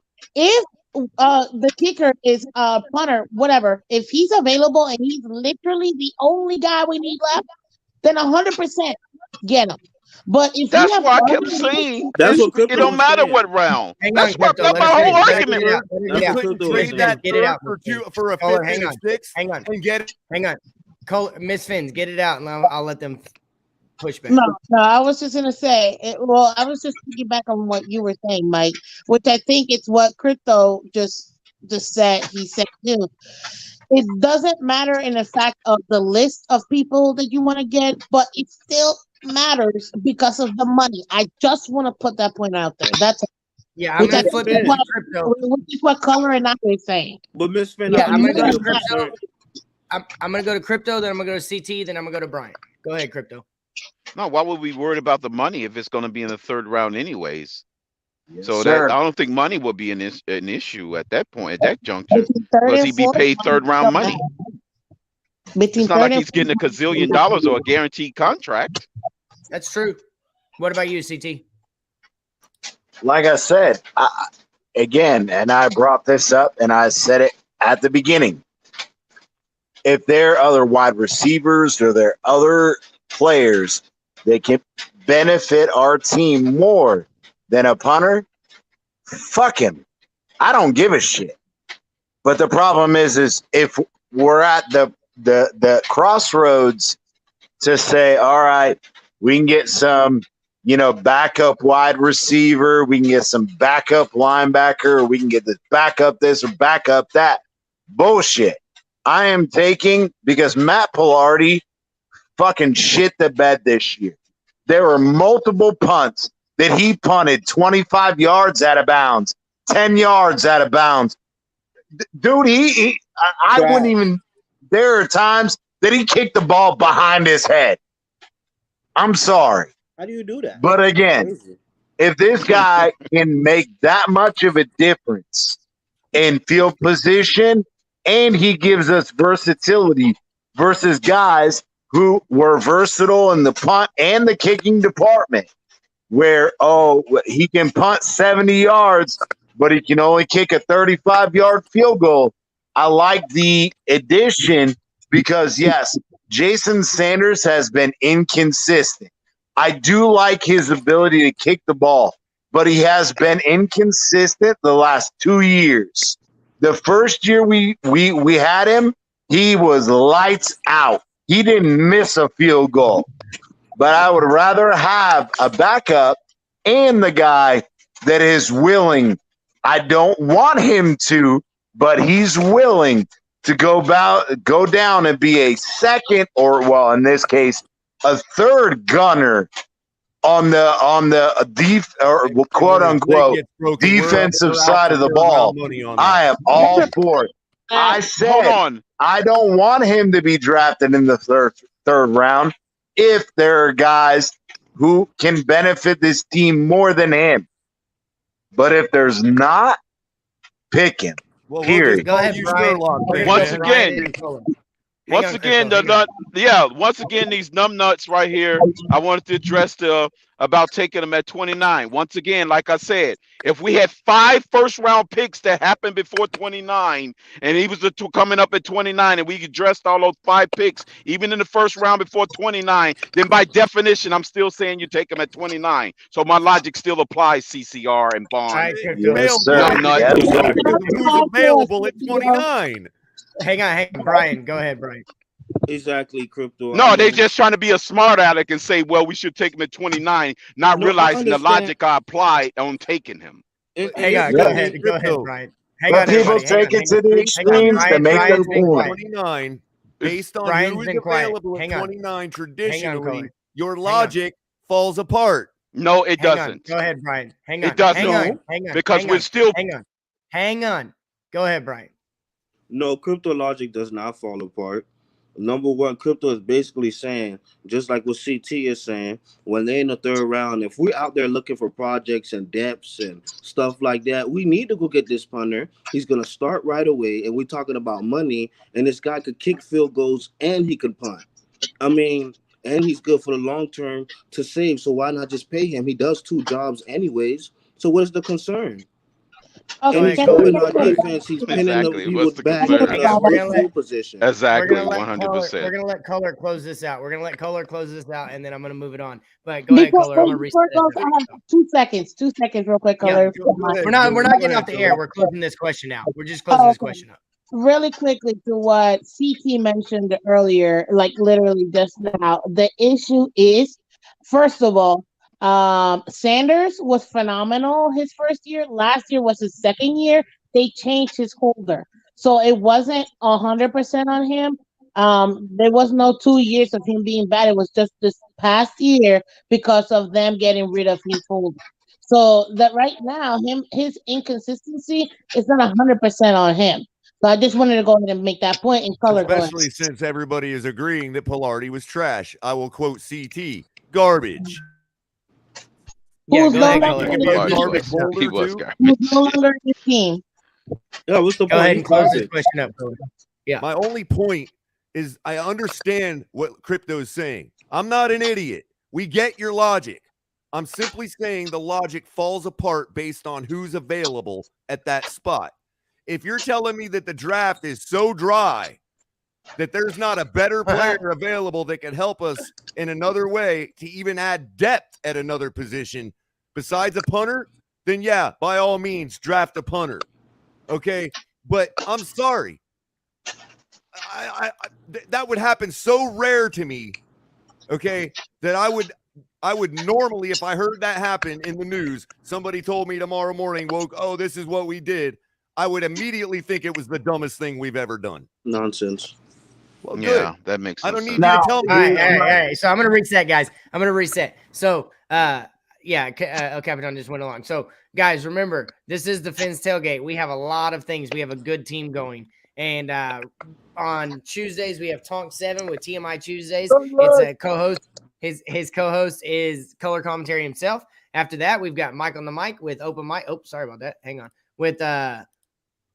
With Mike on the mic, and then you get drop the mic on Saturday at 10 p.m. And then we also have color commentary late night on Thursdays where you get all kinds of color coming at you all different ways. And then guys, don't forget, we always, it's the Fins tailgate. This is El Capitan's ship. It is the tailgate party that never stops. You want to donate to the channel, the Cash App and Venmo is down there. Guys, we're bringing stuff for y'all. We're having a good time. Open mic's one of my favorite ones because we get to come on and have some conversations like this. And El Capitan made the mistake of giving me the mute button, so maybe we won't have so much yelling so much. I'll let it go for a little bit, but and it's no disrespect to anybody, but I'll pick and choose. If we're all yelling at the same time, the first person that got the word in is the one I'll go with, and then we'll go on from there. But guys, I love all of this, so I'm gonna reset this though. We're getting off a punter because yes, we have way bigger needs than a punter. I do argue that his impact on the game is can't be underestimated, but that's a different story for a different day. So at this point in time, we are on the eve of next week. It's free agency, guys. The legal tampering's about to begin. This is gonna figure out who is needed in the third round after we get done with free agency going into the draft. So maybe Matt Ariza being there, we have met all of our needs in free agency, and then he is a guy that we consider a weapon, whatever it may be. But free agency is what determines all that. And I've been very clear on who I want, who I think they're going after on the offensive line. I know the Ryan Jensen news came out, but I think that's smoke and mirrors. I think they're going after Armstead, Laken Tomlinson, and Morgan Moses. I think they're going to possibly try to bring in a wide receiver. I do think they may have considered trading for Ridley, but I think that was a pipe dream of mine all along. Anyways, I wanted Ridley, Amari Cooper, and Jalen Waddle. But I do think that Amari Cooper and DeMarcus Lawrence are going to be available. The talk down here in Dallas is they are going to be released. So going into free agency, I know we need the offensive line, but if the opportunity is there to get an Amari Cooper and a DeMarcus Lawrence, do you make those your next priority after offensive line? Do you move them up on the list as far as that position group because of their talent level? Brian, you go first. I would just only sign Cooper. I mean, if we're gonna go, I don't mind that. Yeah, I mean, Cooper is a great route runner. That's what Tua needs right now. And having Waddle on the other side, if we could sign, some other cheap wide receiver, or we could just draft a wide receiver at 29. I mean, we're done. The wide receiver room is good. Okay, what about you, Crypto? Yeah, I mean the same thing as far as Amari. I would you want DeMarcus Lawrence? Say that again. Do you want DeMarcus Lawrence? Do you think he's worth kicking the tires on? At 29? No, he's a free agent. Oh, okay. I thought you talking about, He's a no. the Dallas Cowboys defensive end. As a backup for if we don't keep Ogbah, and that Oh in no, he that would be to sense, replace Ogbah. He would be to replace Ogbah. He's arguably better, more proven than Ogbah. yeah, it depends on the cost. I mean, I wouldn't necessarily kick the tires, but that's like a break glass in case of emergency situation, depending on the price. Cool. But no, we're only a few pieces away on the defensive side. Not even that, maybe just one, two at best, as far as really solidifying the defensive side of the ball. But offense, you need, a handful of guys maybe in total, including the wide receiver room with the tackle or guard that could solidify the line, and then we could be done on offense. Because I think that running back by committee actually may work in this scheme that they're trying to run, so they don't even have to necessarily have the bell cow, quote unquote bell cow guy. So I'm thinking offensive line would actually fix the running back room. So What about you, CT? you killing two birds with one brick right there. Yeah. CT, you kicking the tires into Marcus Lawrence and Amari Cooper, or are you just going to try and go get Cooper? I truly think that I'm okay with Amari Cooper. I like that addition. But I've also said if we're gonna go for that Teron Armstead or whatever the case may be, there's a whole different cap casualty consideration. But I think that I'm okay with a second tier tackle, or even if you want to consider a third tier, say something like a Riley Reef or somewhere in there that's competent. But here's my thing, and I brought this up on Batman's channel, and again, I am fully invested in bringing in somebody like Jensen, who is a top tier center. We can deal with Dieter. We can move him to left guard, allow Austin Jackson to potentially be a left tackle, try to bring in all these guys. We've got 5 out of 7 hires on the offensive staff that are offensive line related to try to bring these young guys in. But we need veterans who are going to not only allow them to learn from the coaches, but learn from the players. And I think that that's where we've been missing. And I think that same concept applies to our wide receiver room too. I think that we need a veteran wide receiver. And I want early in that draft, I want to bring in one of those explosive wide receivers, whether it's Olave, whether it's, there are so many options. Even if we stay in the 3rd or 4th round and we bring in the Jamarcus Robinson or whoever who fits that mold, I don't care about that. But what I have a huge issue with in this team is the veteran leadership and the ability to bring along the young guys that we have invested in, but have not produced the way that we want them to produce. And that's where, whether it's Bobby Wagner, to kind of complete that defense, whether it's bringing in, a defensive end, whether it's Ogbah and re-signing him or bringing somebody else in, the defense can't take a step back because that's our fucking strong suit. And until this offense proves that they can outscore another defense, our defense is what gives us the ability to win games. Even though they choked 3 times last year, that's okay. I'll give it what it is. But I don't want to take a huge step back on defense until Mike McDaniel can prove to me that an offense can score more points than the other team. And that's kind of where I'm at with that. Go ahead. I'm gonna bounce it to Color and then Miss Fins. Go ahead, Color, and then I'm Or gonna at get you, least Alex. more What points you than think? our own defense. What was that? What was that? Wait, what was that, Color? Our offense needs to score more I was points. saying than our defense. offense we could start by having them score more points than our own defense. Thank you, Coach Mike. I Wow. appreciate that logic. Thank you, Coach Mike. Well, technically, That's a they little did. harsh there, Color. Technically, I they know. did. That's So what Mike said, It though. was a Color joke. don't want to I admit tell that you. our It was a defense cost us joke. 3 It's games after last year. midnight. I told a joke. All right. But You made up. I I know. am all Everybody, about caught Amari everybody off Cooper guard. for the Caught same everybody reason off guard. CT laid out. Is I think that it's not enough to have Wes Welker to coach everybody in the secondary. It's also, very nice to have somebody be able to demonstrate what he's coaching on the field.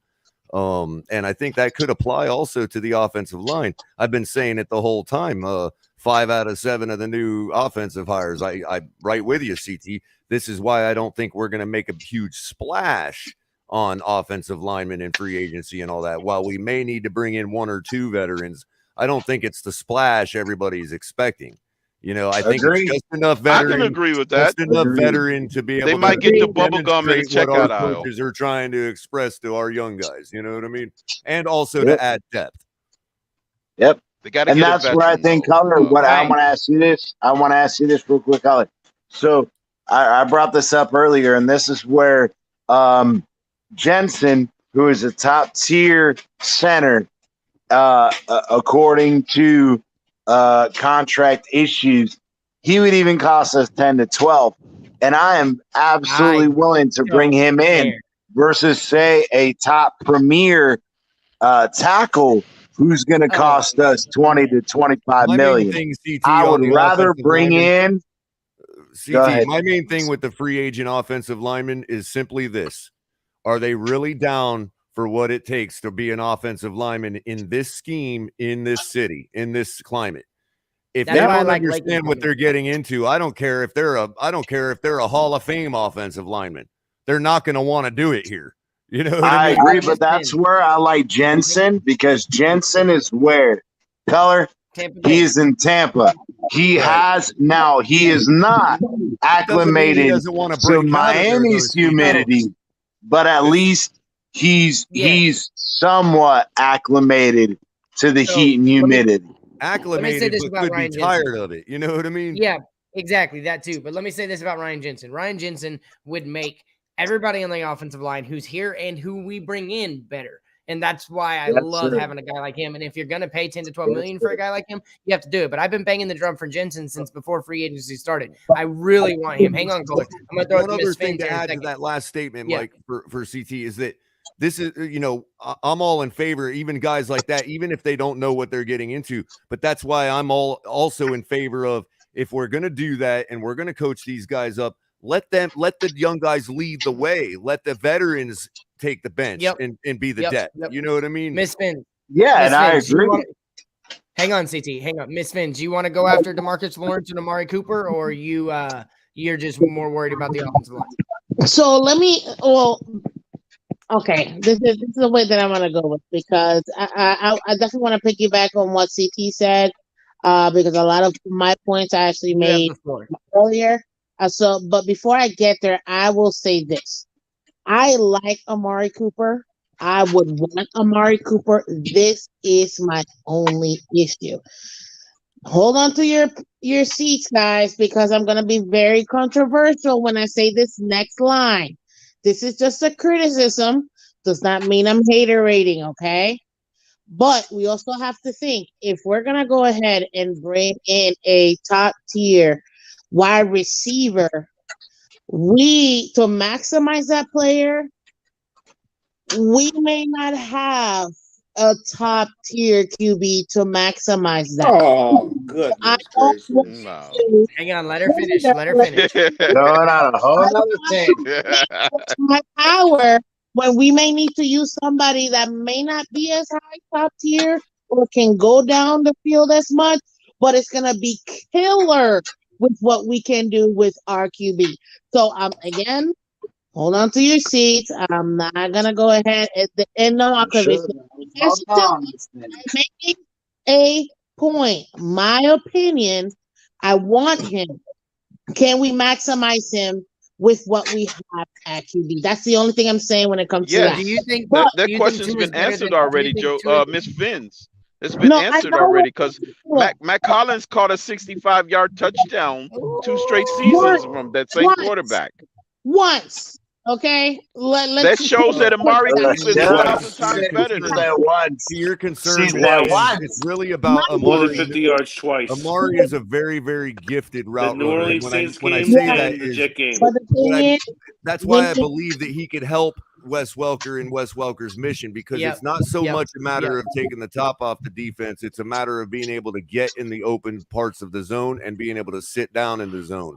And that's what Yes, Wes sir, Welker's very Color. gifted Screw at that. sit down, take And it with to the house. Amari's ability You Yes, don't need sir, to sit Color. down in the that, zone. wait, All right, hang on, hang on. wait a Let minute. Miss With Amari's ability to demonstrate that and even teach it himself, I think he's just an excellent addition to the room, regardless of what Tua might be able to or may not be able to So- get out of him. You know what I mean? Yeah, I So I'm gonna agree. get- And Color, I Right, love yes, you. And that's right. where I agree. This is where, just like I said earlier, that the O'Hare outside linebacker contract makes Greer's job more difficult.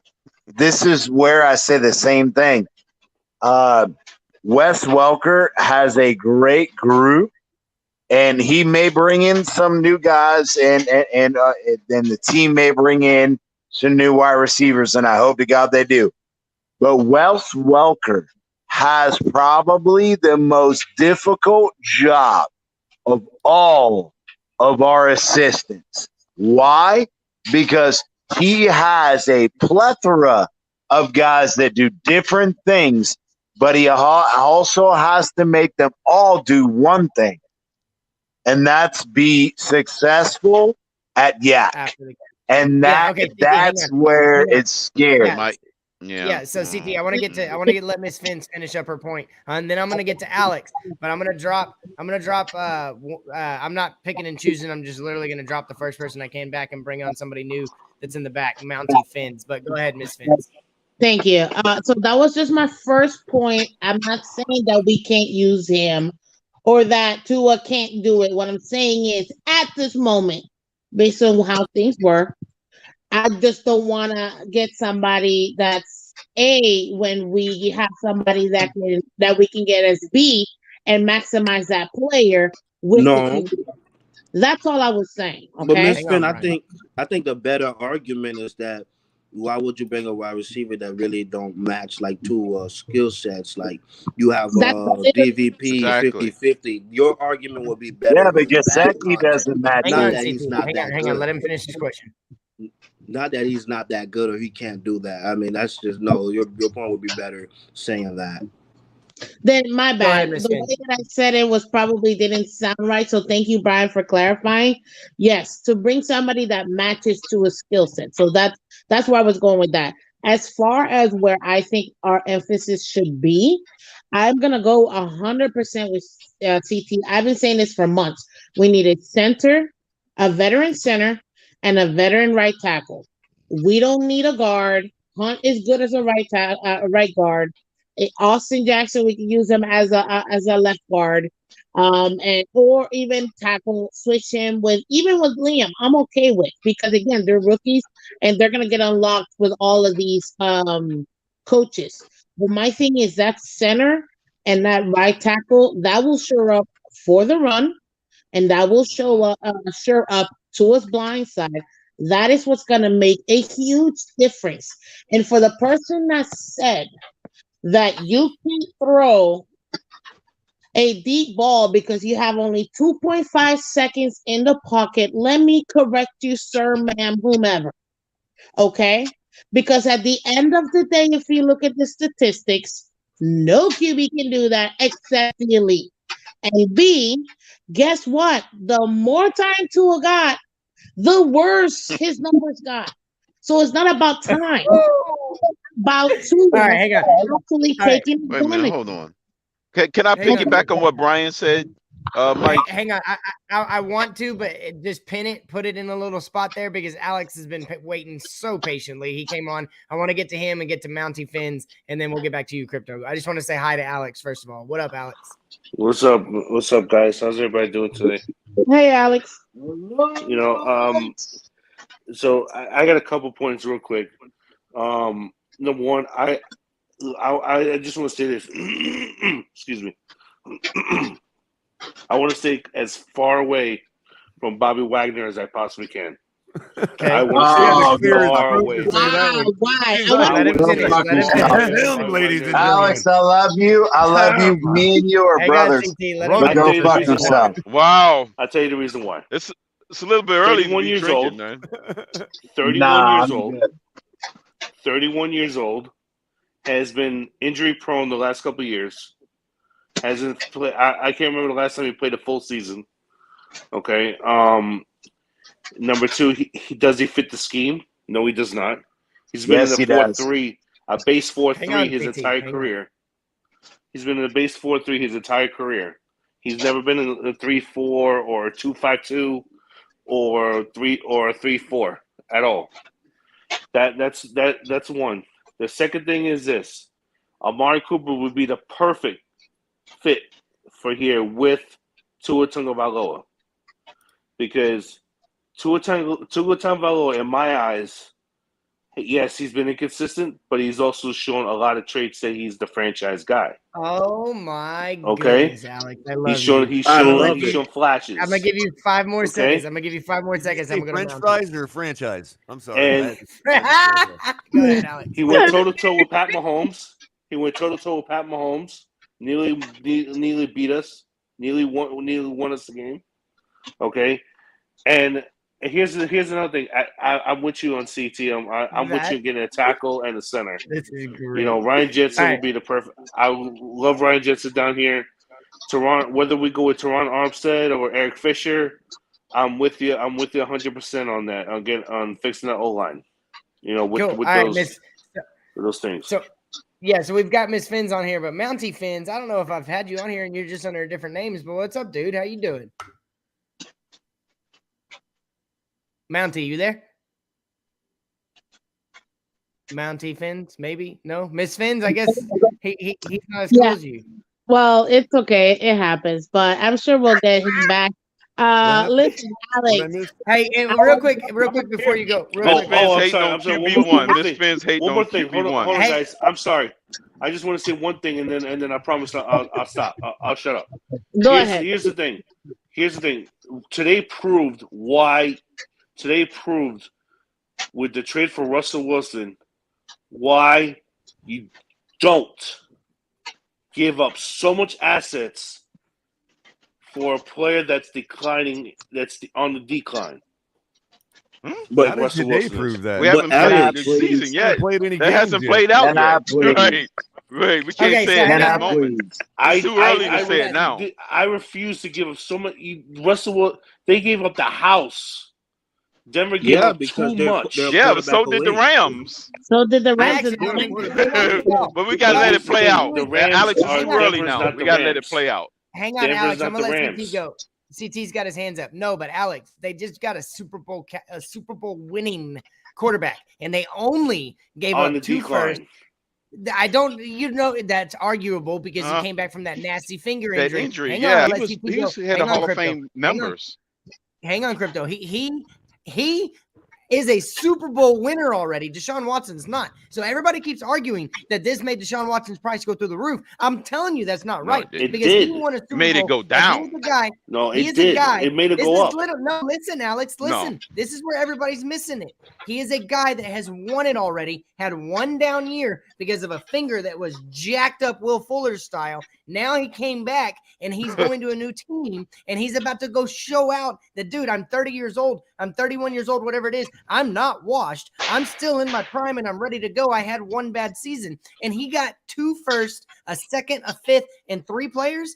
They're trying to get 3 firsts, 3 players. It ain't happening. They're not, because you just saw a Super Bowl winner who's not over the edge yet get traded for less than what they've asked for Deshaun Watson. So I argue against the people that think that this made Deshaun Watson's price go up. I think y'all are I think y'all might be a little bit crazy. But CT, go ahead. Your hand's been up. Well, real quick, Mike, is that we can't forget that Tom Brady just played at 45 years old. What do you mean Russell Wilson's on the team? Right.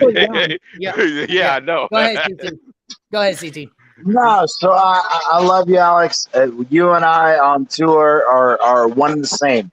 But when you want to bring up Bobby Wagner, I gotta argue with you because we brought up this shit. We brought up this shit multiple times. Landon Roberts, and it was funny because KQ brought this up, and I went out and I did my research real quick while we were off the ball. That's why we like you, CT. Bobby Wagner missed 14 missed tackles. He missed 14 missed tackles in 3 years. 3 years. Okay. So that argument's 4.33333. That's just numbers. Okay. Landon Roberts missed 4.3333333 tackles in 2 fucking games. Okay? 2 fucking games. I'm sorry, but his above average pass coverage, and he does not miss tackles the same way that anyone else does. It brings a whole scheme change, philosophy change. We brought the idea of Boyer being pressure sensitive. That is the part of his scheme. If it allows the defensive line and the outside linebackers to produce more pressure while we have the ability to allow a middle linebacker to finish tackles in the run game, being more instinctive than both Jerome Baker and Landon Roberts combined. I'm sorry, but trying to point out that if we take the risk on Bobby Wagner, he is an absolute upgrade to anything we have here. Okay, that so is CT, not a question. I second that. I'm going to stop you there. Hang on. I'm going to stop you there. We have an absolutely full panel, so if this is going to work, y'all are going to have to listen to me. I've got an order how we go in. If y'all want to keep raising your hand in the back, I'll get you on as we go. I want to give Mountie Fins one more time to see if he can talk. Are you there, buddy? No? Okay, so Mutix, I want you to come on first and go ahead and say what you have to say. I know you were in the comments talking about some of the stuff that was being said might not be completely true. But go ahead, bro. And I gotta head out, so I'll let somebody come else come in. Y'all have a great night. All right, CT, take care, bud. Even though we don't agree. CT.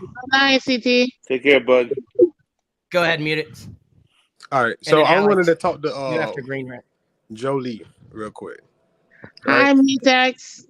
So, can you tell me what receiver can get open in 2.5 seconds? What receiver in the NFL? Well, a lot of receivers. It just depends on the route. Cap. So, Cap. You want to know why I say that? Because you don't know what coverage. He could be double coverage. It could be zone, right? So when you play quarterback, you have to think about things like that. And then there's only one true way to get open. My answer change. Does my answer? Listen. Any receiver. It just depends on the route. Hang on, Miss Fins. Let him finish. What I'm trying to say is, when you're a quarterback, you have so many things on your mind. You have to read the defense. The defense can change coverage, like you know what I'm saying, like pre-snap. They can give you different looks. So when you hike the ball, you only got 2.5 seconds. Yeah, like you can pick and choose which receiver you want to throw to, but you also got to think about the coverage, the timing of things. Everything can go off badly, you know what I'm saying? So you don't, when you have 2.5 seconds to throw the ball, it's not going to be like good for the QB. You know what I'm saying? Can I reply to that? Yeah, go ahead. Yeah, go ahead and rebuttal to that real quick, Miss Fins. Oh, no, really quickly. So I don't know if you know this, Tex. The difference in time of release for QBs this past year between the top 15 to 20 quarterbacks, do you know what the difference in timing was? No, please tell me. So because 2.75 is what you're claiming. I forgot exactly what Tua's number was, but at the end of the day, it was no more than 0.2, 0.3, 0.4 seconds difference between the release of the top tier quarterback or the fastest quarterbacks and Tua. There was not that much of a difference, and they were all between 2.5, 2 and some change. But his question was, Miss Fins. His question was what receiver can get open, and I think there's only two ways. Can I answer that, Mike? Yeah, go ahead, Bubba. I'll let you answer. Okay, none, because bubble screen 2.5 seconds per play doesn't mean that he only has 2.5 seconds every play. No, some I'm not play saying he has that 6 have seconds. 2.5 Some play he has 1 bro. second. We're evaluating him on the plays that he has 6 seconds on. And there's too much left on the field. Which guys, I get, but when he do have the time, in the pocket, you can't say we have an open receiver every play, you know? Because our receivers doesn't create separation. So every throw, that's why I've been banging the table to get receivers that can separate. No more 50-50 guys. It's tight windows. Let Munich finish. Yeah. It's tight windows. The only receiver that was really getting open was Waddle because of his speed and separation. That's why Waddle was targeted so many times. Exactly. When you have Parker, who is a 50-50 on ball player who can meet the ball up high and high point the ball, it's a 50-50 balls. But we don't have no weapons but Waddle. You know what I'm saying? I don't know how you see again. No, but listen, I say that, but then you ignore the touchdown against the Jets. Where wait a minute, separation you ignore the touchdown against the Jets where Devontae Parker beat the guy on a slant route, but the ball was thrown to his backside. Bro, exactly. You just made his point, Cutler. Soft coverage. When you see them slants, when you see Parker run slants, it's basically off soft coverage. If that ball was put out in front of Parker, he was 5 yards open on that defender. All right, hang on, Munich. I'm gonna give you 30 more seconds. Go ahead and get on to another point. I got you. And then Green Rat, I'm gonna go to you next. I got you. I want to respond for Munich. My only argument with Tua is he have to believe in himself. But he does. You can't sit here and say he's a bad quarterback or he can't be a franchise quarterback. But you got to look at all the things around him, bro. Everything around him have to. Nobody said he couldn't be. We're just saying when it comes to the line. Right now, listen. Let him finish. When it comes to the potential to be a franchise quarterback is there. Listen, he can be in my eyes, he can be a franchise quarterback. You know why? He can move the pocket. When the pocket is collapsing, he can have the abilities to move the pocket and give himself time to throw the ball.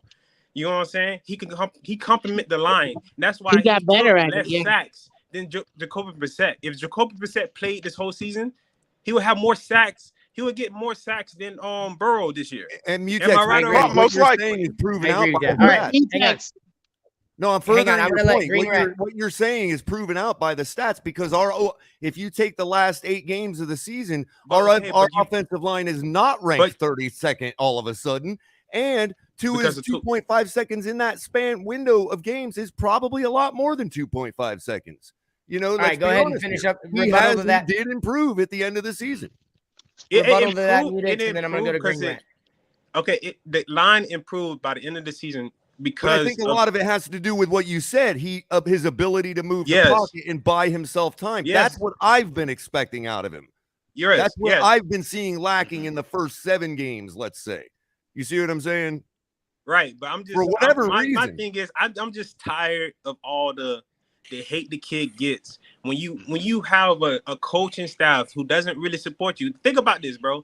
If I come to you and I say, "Hey, bro, you our guy, bro. You our guy," type shit. Right? Excuse my language. You the guy, and then all of a sudden you have all these rumors thinking about going for Deshaun Watson and stuff like that. It's a mental thing, especially coming off an injury, bro. Show your strength. Yeah. All right, hang on, Miss Fins. Green has been patient. Mutix, appreciate you, man, and stick around. I'm not kicking you off. Thanks I'm a just lot, gonna get to the Mutix. next person. Appreciate that, But man. go ahead, Green Rat.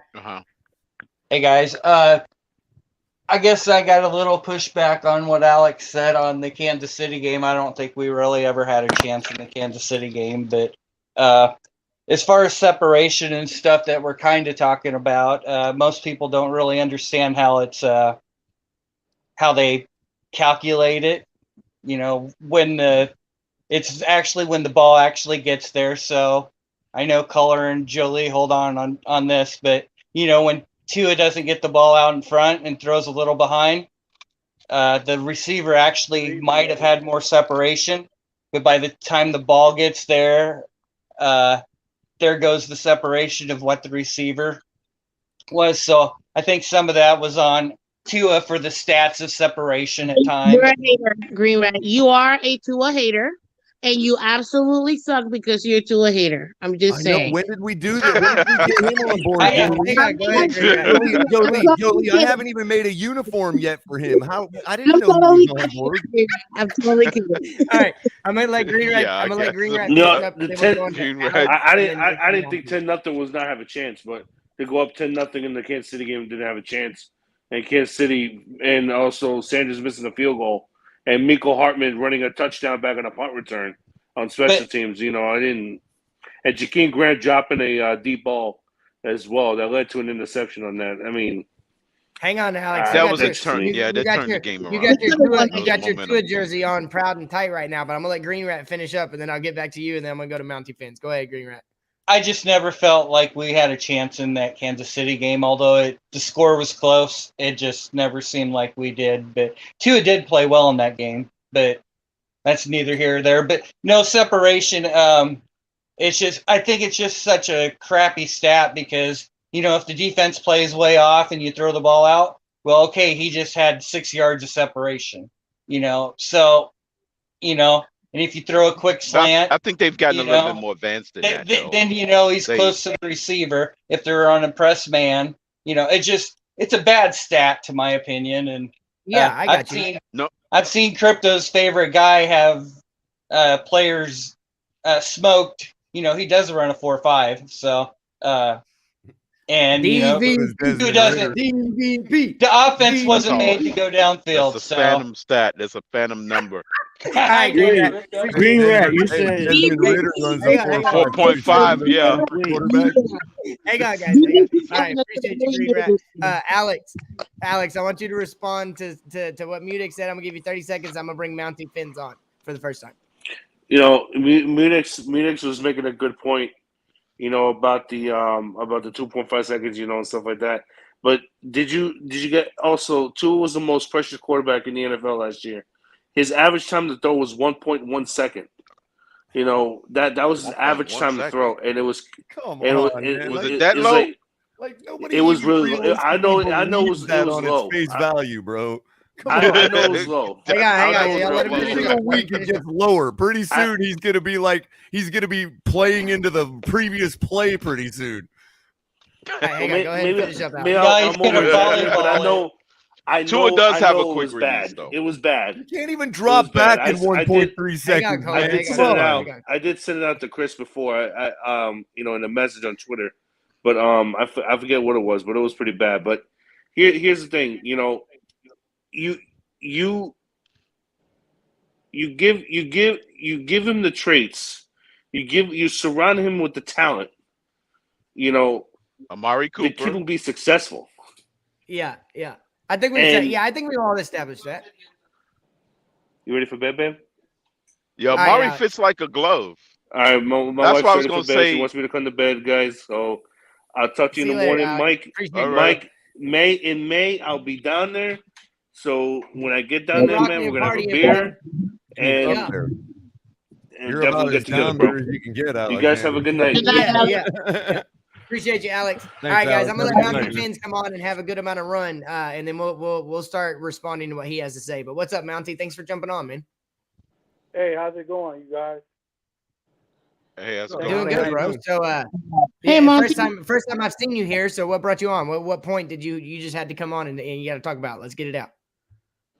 Basically, you know, well, I don't know if any of you know. I know Miss Fin. I think Miss Fins I think TD knows. I know personally, I know family. It's kind of low. You know, I've been in Hawaii. I'm not from Hawaii, but I've been in Hawaii for 20 years, and I followed this kid to the junior lab. So I'm kind of hard on him. You know, he has to step up to the NFL game. And you hear saying, well, we have to put all these support elements around him. And I get that. I get that. Yeah, you're cutting in and out. You're cutting in and out. Can you get closer to the mic? Okay, hold on. Mike on the mic, Mountie. Yeah, Mountie's about to drop a bombshell if you guys haven't heard this before, by the way. Can you hear me? Yep. Yeah. Can you hear me now? I think I may have heard it. All right, everybody get quiet. Let's I let think him I go. remember. Let's let him go. Go ahead, Bubba. But it's just the thing is that time to man up. You're not going to have the offense that had now, okay? You'll have a receiver or two or something like that. But you've got to understand your offense and how it works. And people in places where they can be successful. As a quarterback, you're a coach on the field. You're supposed to look at the league.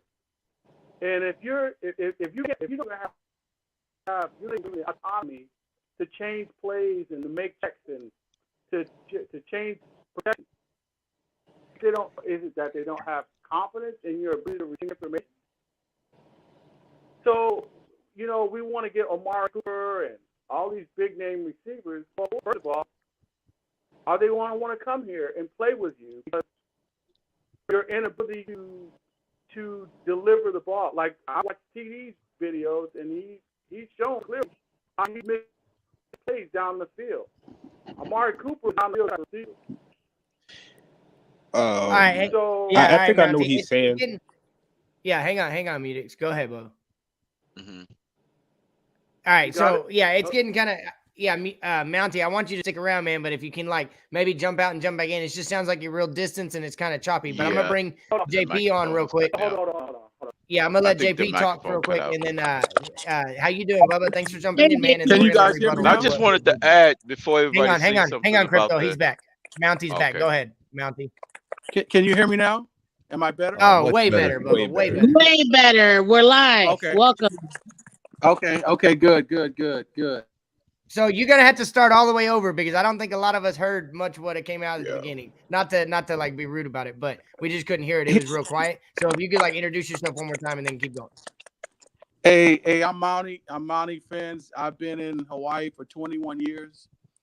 I've followed Tua since he was a kid. Him and his brothers. I know his family well. And I'm proud of him that he made the leap to the NFL. Well, he was drafted. Now he must make the leap to the NFL. He must adjust. Okay, this is the realm of professionals. So I hear people saying, "Well, we need to get pieces around him to give him what he needs." Well, what do you need? You've got receivers around you, and you don't hit the ones that you need to hit when you need to hit them. Okay. Nonsense. See, and part of it is knowing your playbook, knowing something other than an RPO. See, you have to know something other than the RPO because the only reason he's hitting Waddle's running option routes the whole game. Okay, that's on the same page. I get you on that. The defense is having a problem with the quickness of Waddle. Yeah, he's running option routes the whole game, so he's gonna get open the whole game. So I got you. Cooper, we don't necessarily need Amari Cooper. We need short-handed receivers, but he needs to take a leadership role in this offense and know how to commandeer an offense, know the playbook, know the system to be able to call plays on the field should he have to, make checks at the line should he have to, post-snap, pre-snap. He struggles with that. Do you guys ever notice when you guys when we draft a quarterback, especially 1 through 5, you go through quarterback school with John Gruden and Kurt Warner and some of those guys, Coach Mariucci.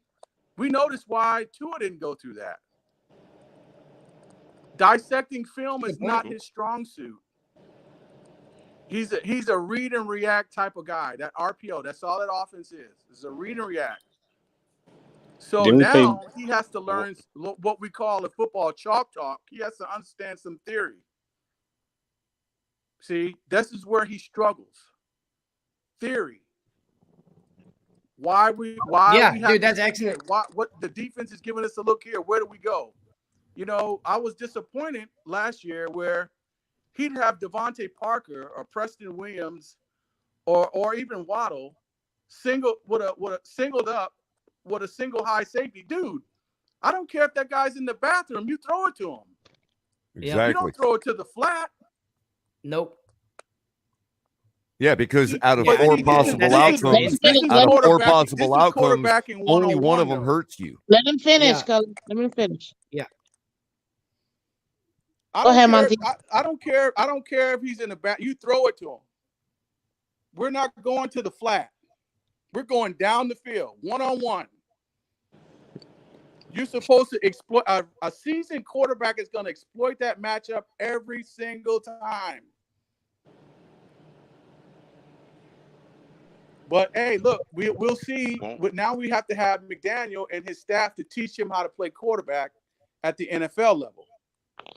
Yep. Yep. Yeah. And I'll say this. Yeah. Yeah.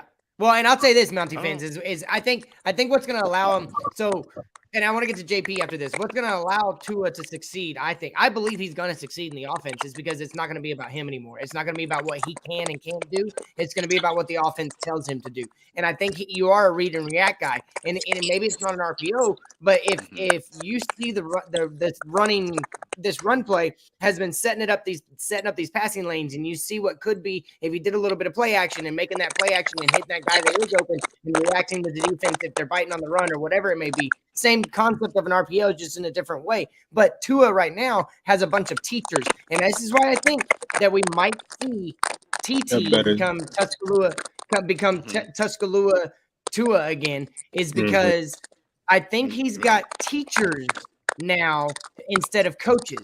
Even at Alabama, other than Sarkisian, he had a bunch of coaches. In today's day and age, you need to be a teacher. And I think right now, Mike McDaniel and the staff he's assembled are a bunch of teachers. They're going to teach because I think Tua is willing to learn. I think he's shown that, but I don't think he's had a teacher willing to show him or really be able to explain to him how to play this game on the level that you're talking about. JP, I want to go ahead and let you go up first. That was a great point, Mike. I just want to say one thing really quickly, JP. I'm so sorry, but Mountie Fins, I just want to say you're a hater. And right now, well, he's a half hater. And I'm totally messing with you. He needs to be reindoctrinated to Tuanon. He's got to be reindoctrinated. Yeah, we got to get that foolishness out, but he'll be okay.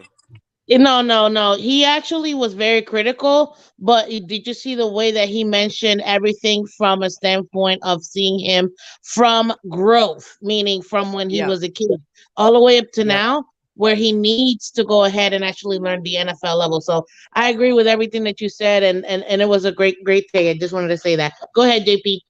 Real quick, Mike, can I just say one quick thing before JP has the floor? I just want to say that, I find it interesting. This is not anything to knock Tua or what we're doing in Miami or how we're approaching everything or the fact that we need teachers and all that.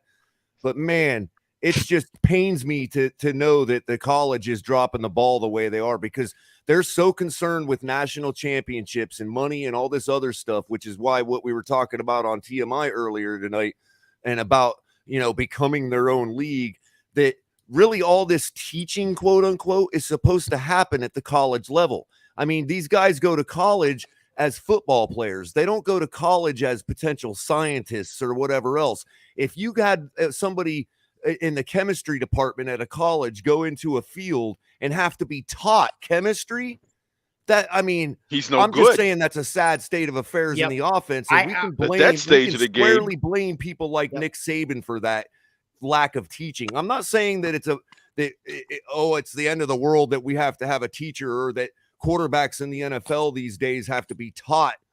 But that wasn't the point of going to college. Well, but here's what it goes into. Yeah, but they're getting taught as far as with the college. You got to know your craft at that level. Hang on. and then I'm gonna let JP go out. Is I just want to say this is what it goes into is that it's the point of not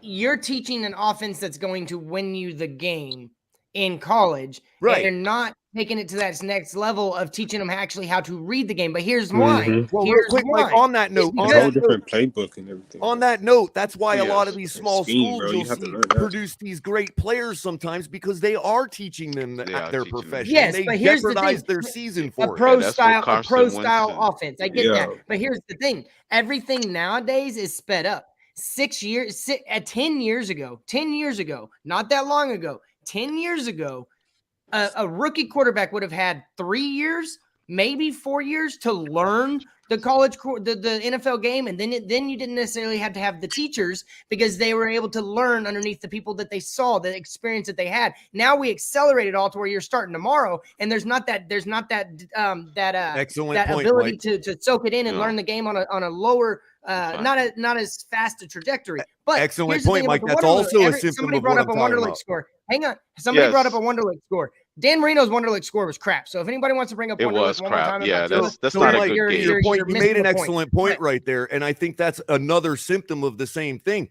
These guys, so these colleges basically produce this champion, and then everybody. Now, some of those guys can actually make the leap on their own because they're gifted, and so everybody's under this assumption now that when you draft somebody in the first round, they're ready to go, and they really should be. To be honest with you, the way that the colleges are marketing their, like, hey, if your college is saying this is what we're doing and this is what we're supposed to be doing, then you should at least expect that in the NFL. Now, you're right about that, but not to disparage your point, but just to say that the point I was making, I was referring to all positions, because you'll find a guy like Randy Moss. Look at a guy like Randy Moss. That college running. He hits the ground running. Jeopardized their record to teach him a proper profession. You know what I mean? That's true. That's true. I get you. And I agree with what you're saying. I was going to say it does happen for, like, it still happens nowadays. Jamar Chase was thrown into being a number one receiver. When he Aaron hit the Donald ground running. Brought in, and there are the it guys that do that, but the majority of the NFL players aren't those it guys that can hit the ground running like that. So I agree with you, Color, 100%. JP, what up, dude? And that's why everybody was knocking the Giants when they picked Saquon, Mike. That's why everybody was knocking the Giants when they picked Saquon. I agree with you. All right, let's hear Get them out JP. of order. Yeah, JP, I've been trying to get you on the mic for like 5 minutes. What up, dude? Sorry, JP. No, that's all right. Hey, I know we got a passionate crew in here. I'm all about it. I'm enjoying the conversation. Hey, first off, I want to give an apology for a pretty healthy rant I had last night towards a couple of the chatters. Some of y'all were here, you know about it. I especially want to apologize to Miss Fins for some of the language I was using, talking about a specific part of anatomy in AB's eyes. You know, I apologize. Thank you, JP. I appreciate it. I don't know if anybody that remembers what happened on last night's tailgate. You know, like It's all good. It will go down in infamy. It will go down in infamy. Don't worry about it. I'll just say that time. What happens on the grass stays on the grass, man. I'll just say, Color, your phrase about people is one I definitely appreciate. That guy's a honk, and I'll just leave it at that. But hey, I do want to bring up a point you brought up, Mike, and you're right. Back in the day, a quarterback would get 4 or 5, even sometimes 6 years to prove their mettle.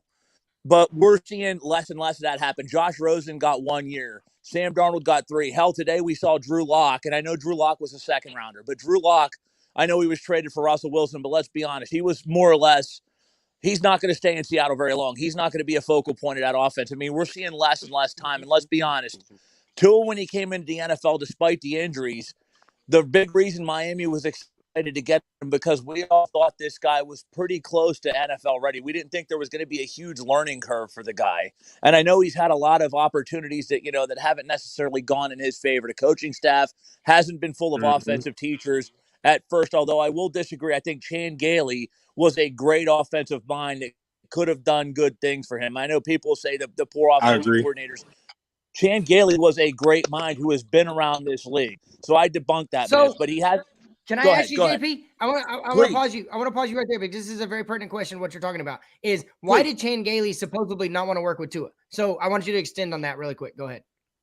Why did Chan Gailey not want to work with Tua? Is that not a red flag? I think that is a red flag. And I also realize, I think Chan Gailey at his age realizes he did not have that long of a window of opportunity to cash chips in. He also knows that Brian Flores was not the most patient human being in the world with his coordinator. So I think part of it was he did not have a lot of time to sit there and develop. I think he may have seen things inside the camp of Tua that may have been alarming to him. So I think there's a two-headed sword there with that.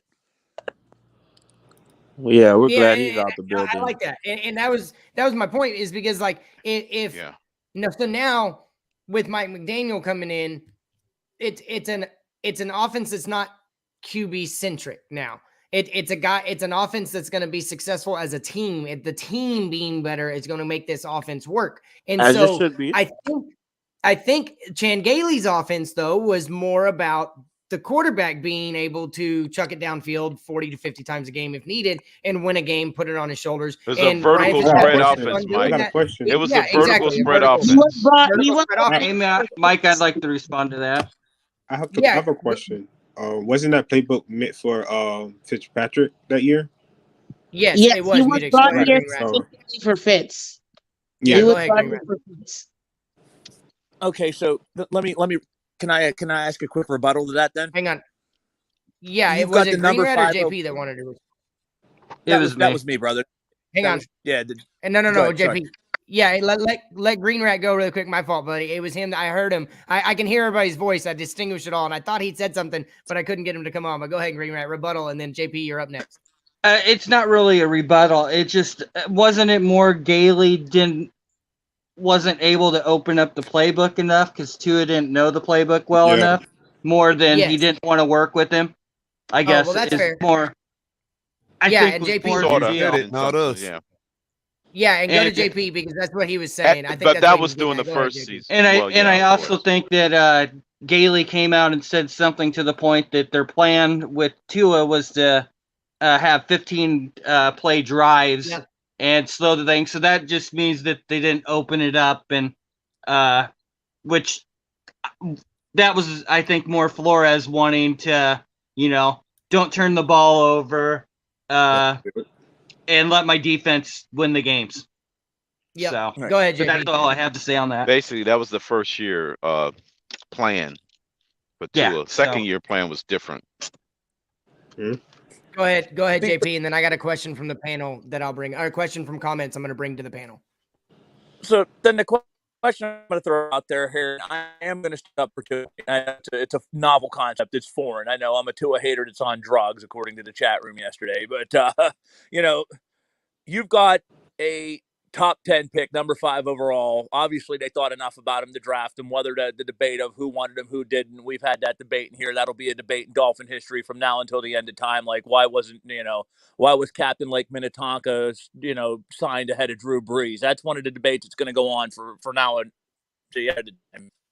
Bringing in an offensive coordinator that's going to tailor an offense around a 38-year-old career journeyman over your number 5 overall pick. That's kind of concerning too, right? I mean, to me, again, whether Brian Flores wanted to or not, that's here nor there. You deal with the cards you're dealt, right? I mean, you don't work your offense around a journeyman that's not going to be around that long. I'm sorry. That's where Flores flung. We all agree the guy has some issues he needs. Last year, he did a Haley prompt where I think Tua was failed. You got offensive. It's more building his offense around Ryan Fitzpatrick. That's my book. I'm sorry, excuse my language. That's coaching right there. I'm sorry. I apologize. Yeah, I got you. So I'm gonna bring a question to the panel, guys. I can't believe I'm doing this. It's about to get juicy. I'm gonna bring up the question, and then I'm gonna tell you his answer, and then I'm gonna let everybody else. Don't do it. It's against Hang on, the guys. rules. All right. I plead Hang the on, guys. Hang on.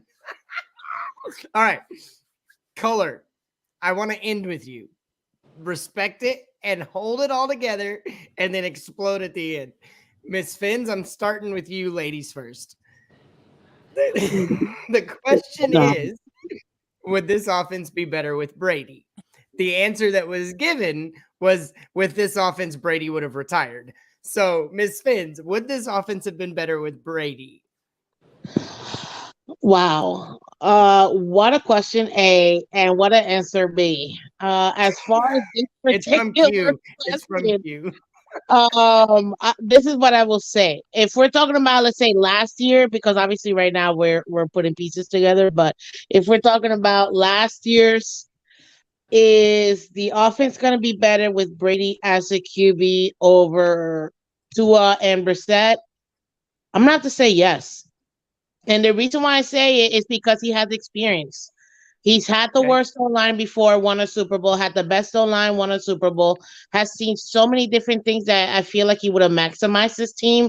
He would have been able to utilize just only because he has experience. That's it. Other than that, I think it would have been similar, but I think that we would have definitely won at least 12 games only because of his experience. That's the only reason why I say Okay, it. so I gotta push back against that. I gotta push back against that, Miss Fins. Then I'm gonna get to the next person. Is Brady can't move, and like at all. So if Tua was able to make some of this work because of his ability to manipulate the pocket and move the pocket per se, and yes, he struggled late in the season on throwing on the run. But if Brady can't move, what makes him any better? Can I respond to that? Yeah, that's you. That's who. Oh, That's who okay, that's perfect, for. perfect. Thank you. So very, very simple. See, and this goes back to experience. With even, and he actually said it last year too. I don't know if people caught it. Even Brady said he didn't know the playbook when he got to Tampa Bay. He had to learn, and he actually didn't even learn all of it by the time they got to the Super Bowl. But he learned enough, and with all that experience, he was able to put things together. As far as him not moving, he's never moved. And again, he won a Super Bowl not moving, having the worst O-line. So to me, Brady's experience, he would have called out the mic. He would have called out all these other, would have changed plays, turned passing plays to running plays. So with that experience, it's unfair to even compare it because at the end of the day, he wouldn't have put himself in a situation where it would have affected him playing. And the fact that his release got faster as he aged, which you can verify that, feel free, but his release actually got faster this last year. I would still say Brady would have actually won at least 12 games, even with this offensive line and the weapons we had. I rest my case. All right, Mutix, you're up, bud. I'm gonna have to agree with Jolene on the first half of what she said. But at the same time, I feel like if we had Brady, yes, he would, change plays and put the team in a better position. But at the same time, like, bro, we don't have no run game to help him out. You know what I'm saying? Keep the defense honest. We don't, like I said, I think the Buccaneers, they have better weapons than what we have. So it would be a tough like decision on that. But at the same time, I don't know. I feel like let me push 50-50. back. I'm going to push back on your response then, and then I'm going to get to the next person. And it's basically who's the first person that comes to mind I pick out next. But Mutix. Okay. So what did you think of Devontae Parker before Tua got here? After that one really good season? Talking to me. Okay. Yeah, you. To be honest, bro, Devontae Parker was like my favorite receiver. When he first got here. Hang on. So Devontae Parker was your favorite receiver for a reason. Yeah. What about when we had Kenny Stills? I didn't like Kenny Stills. And then Mike Gesicki. I like Mike Gesicki. Yes. Okay. So what I'm getting at is, would Brady not have made these weapons better and more what you think you were getting? And so maybe they weren't that much better. I said he'll put the team in a better position. Yeah.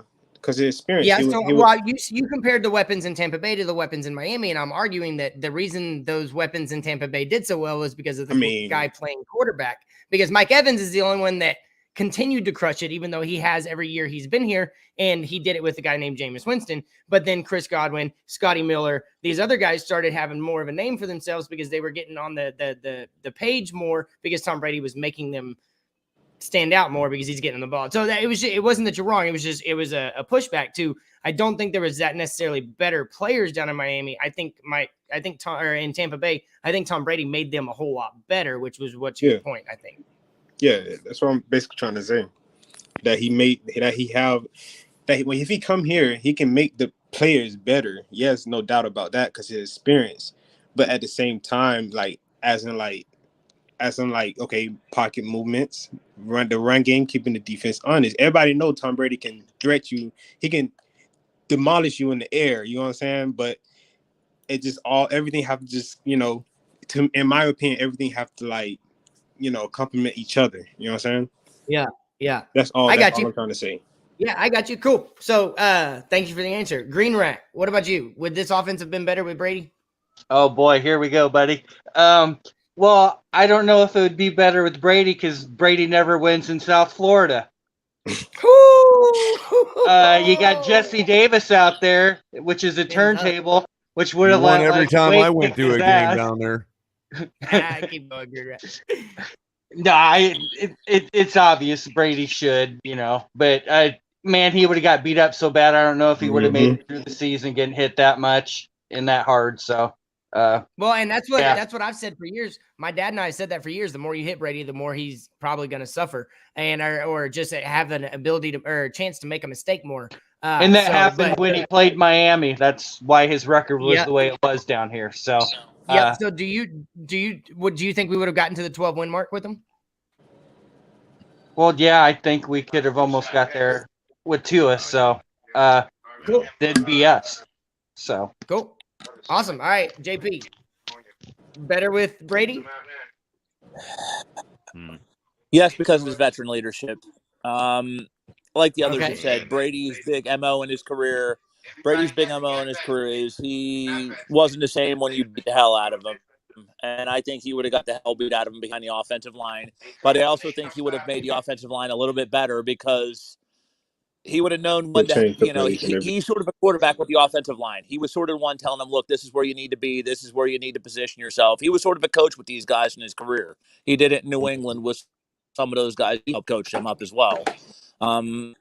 And he also worked with lesser receivers in Jalen Waddell and even Devontae Parker, who I know is not everybody's favorite receiver at some point. So I think they would have won more games based off of a lot of that veteran leadership alone. All right. Crypto, I want to hear your response. They were getting to color, and then I got one thing to say before we get to color. But go ahead, Crypto. Would this team have been better with Brady? Can you hear me? Yeah, got you. No. And I would say no. Tom Brady's a bum. He's overrated. He should have never won the Super Bowls he won. Tua is a much better quarterback. So you guys are nonsense. That's what I'm talking about, Crypto. Oh, real Dolphin fan right there. That's what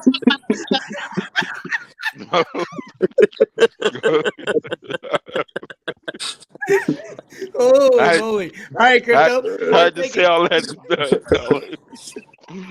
But I say Brady has been masterful in winning with less. So yeah, I would say he would have managed. He would have managed. He has a mystique about him that he finds a way to win with pedestrian receivers. Yes. So yeah, yes, he would have been. We would have fared well with them.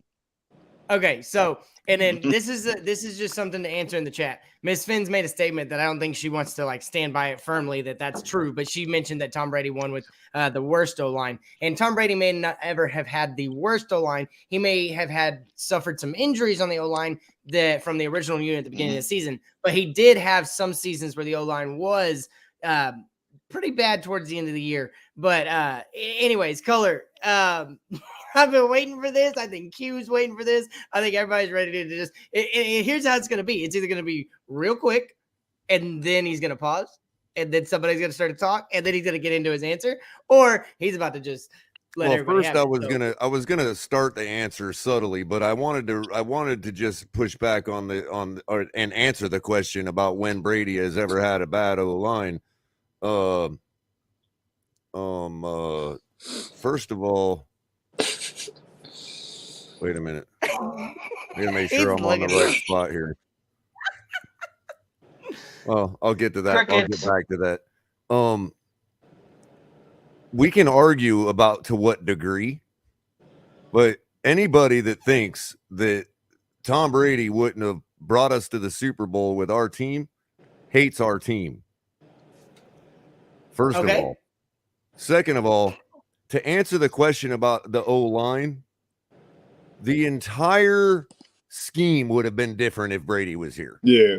The entire pass blocking scheme would have been different. Different pieces would be here, though. Just from that alone, you would have not had a 32nd ranked offensive line. First of all, True. just from that alone, That's forget interesting, yeah. how much Brady can put his guys into position.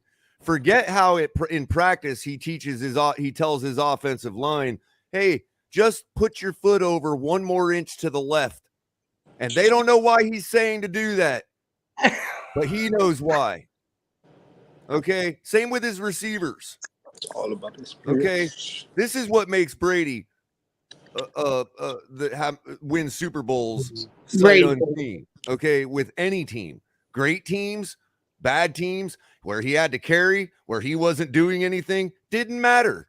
Okay, so the notion that we would have been running the same offense first of all, and that our offensive linemen wouldn't have been doing something they're more accustomed to because Brady would have been demanding that they do something they're more accustomed to. Okay, but as JP said, he's like the quarterback of the offensive line. Yeah, that's the quarterback. There is only one quarterback of the offensive line, and the receivers and the running backs.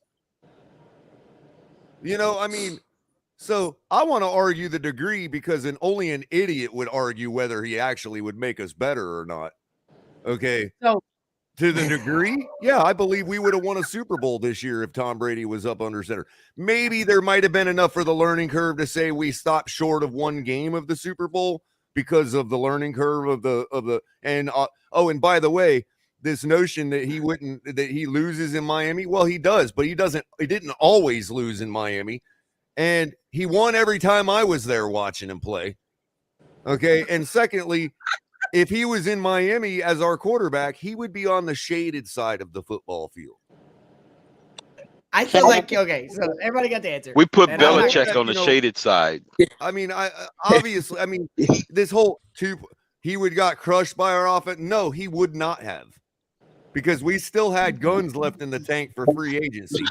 We reworked Xavier Howard's contract to get even more ammo for free agency before so it's not as if we wouldn't have brought somebody in to plug whatever holes was concerning Brady. Besides the fact that maybe that's why Flores knows where he lacks.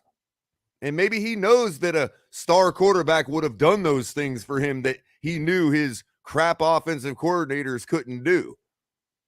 You know what I mean? So Brady on the field is like literally having the offensive coordinator on the field. I mean, like really. Peyton Manning. I mean, when do you think Arians had any control whatsoever about what Brady did when he got to Tampa?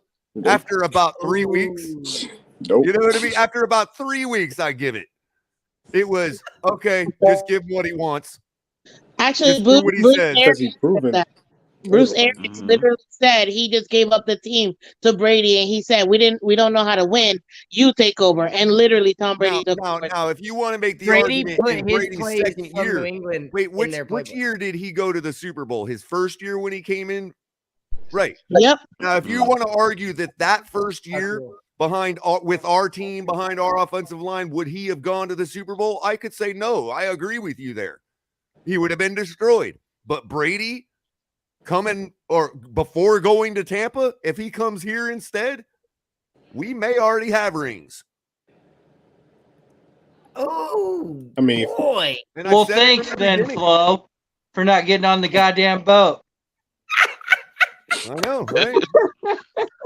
Don't worry, the boat is going to be pulling up in the dock pretty soon. Right, There's going to be a Crypto. lot of people on board. Bully. Steven Ross has told me the They're boat all is on ready that and boat. fired up. We got the shrimp cocktail ready.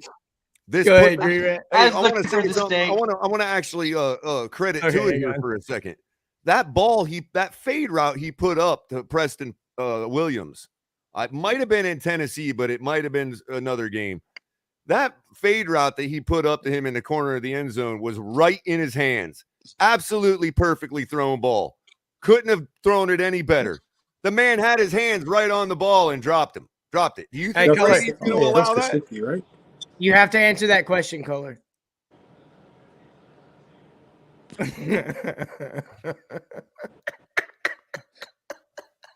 You have to answer it. Yeah. I made it so. It's my show. I mean, despite what you all think, Floridians are not New Yorkers. We do have a Southern accent. Hey, Well, let Southern Milk. Guys, me throw a Southern quick Milk. question out this there has real been quick. Color, I When thought you everybody's was done. Yeah, go ahead. displaced Go ahead, from JP. Missouri, Color. No. I was displaced JP. living in Missouri. No, okay. All right, I've so got go ahead, aqua. JP. I JP's got a bleed question aqua, for the man. panel. It's in the water down here. Go This I ahead, thought is for you the was panel, coming and up this off is the for Mississippi River, Color. Hang on, Crypto. Hang on. Let's go. Let's go, JP. all right. This is for the panel, and this is for anybody in the chat room.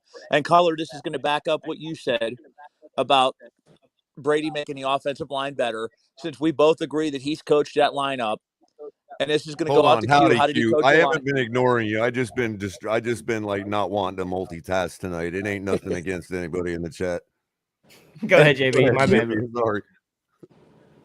You, I'm going to bring it up because you want to know how he coached the line, and Color answered that question. I'm going to ask you this question here, and this goes to anybody in the chat room. Since we all think that the offensive line is garbage, I want you to name me one offensive lineman that was garbage, and don't say Jesse Davis because that's a common answer. But I want you to name me one New England Patriot offensive lineman that left New England that wound up being really good anywhere else. Name me one. Name me one that I left got the one right now, confines. but that's it. That's it. That's can you? I mean, who? I mean, Nate Solder's been not too good since he left New England, right? He's been pretty pedestrian. No. Right? I'm talking about they have a guy now. They have a guy now that I think would be good, but other than that, I agree with you. Oh yeah, but I mean, we're talking about like Tom Brady era. Talking about Tom Brady era, Mhm. New England offensive linemen, Mike, that were under Brady and Belichick that wound up going elsewhere to greener get your point. pastures. Yeah. I mean, did any of them go elsewhere and succeed? I may be wrong. I'm not. If you know or anybody else knows of an offensive lineman that was there that wound up going elsewhere and succeeding, I could be wrong. Maybe somebody did, but I don't think any of them went elsewhere and did anything. The only your one I point. can think of is not Wilkins. He's a big black guy in the center. I forgot. Oh, Wilford. Vince Wilford. Wilford. There But he you was go. defensive line. He's defensive. He was D-line, defensive bro. line. Go ahead, And JP. real What's quick, your question? Never mind. They don't let So, their I mean- tackles leave too often. They really don't. What's your question, JP? So the question is, if Brady doesn't elevate the offensive line, he played with a good offensive lineman. If he didn't elevate the offensive line, then why isn't the league? Because Patriots don't re-sign. They don't overpay offensive linemen. They never did. If Brady didn't help elevate the offensive line, why wasn't the league littered with superstar former Patriot offensive linemen? JP, ask the question in reverse. Why is it that when Brady left with the same exact team with Cam Newton, they did nothing? Exactly. That's a great question. It's Cam the Newton, same exact team. They made very little changes when Brady left to that team. well, this year with Mac Jones, they won 10-6. Are we going to got say it was all Edelman? They got the bamboozled kicked out of them in the playoffs by Buffalo. That they got the crap smacked out of them by Buffalo in the playoffs. I mean, yeah, no, I agree.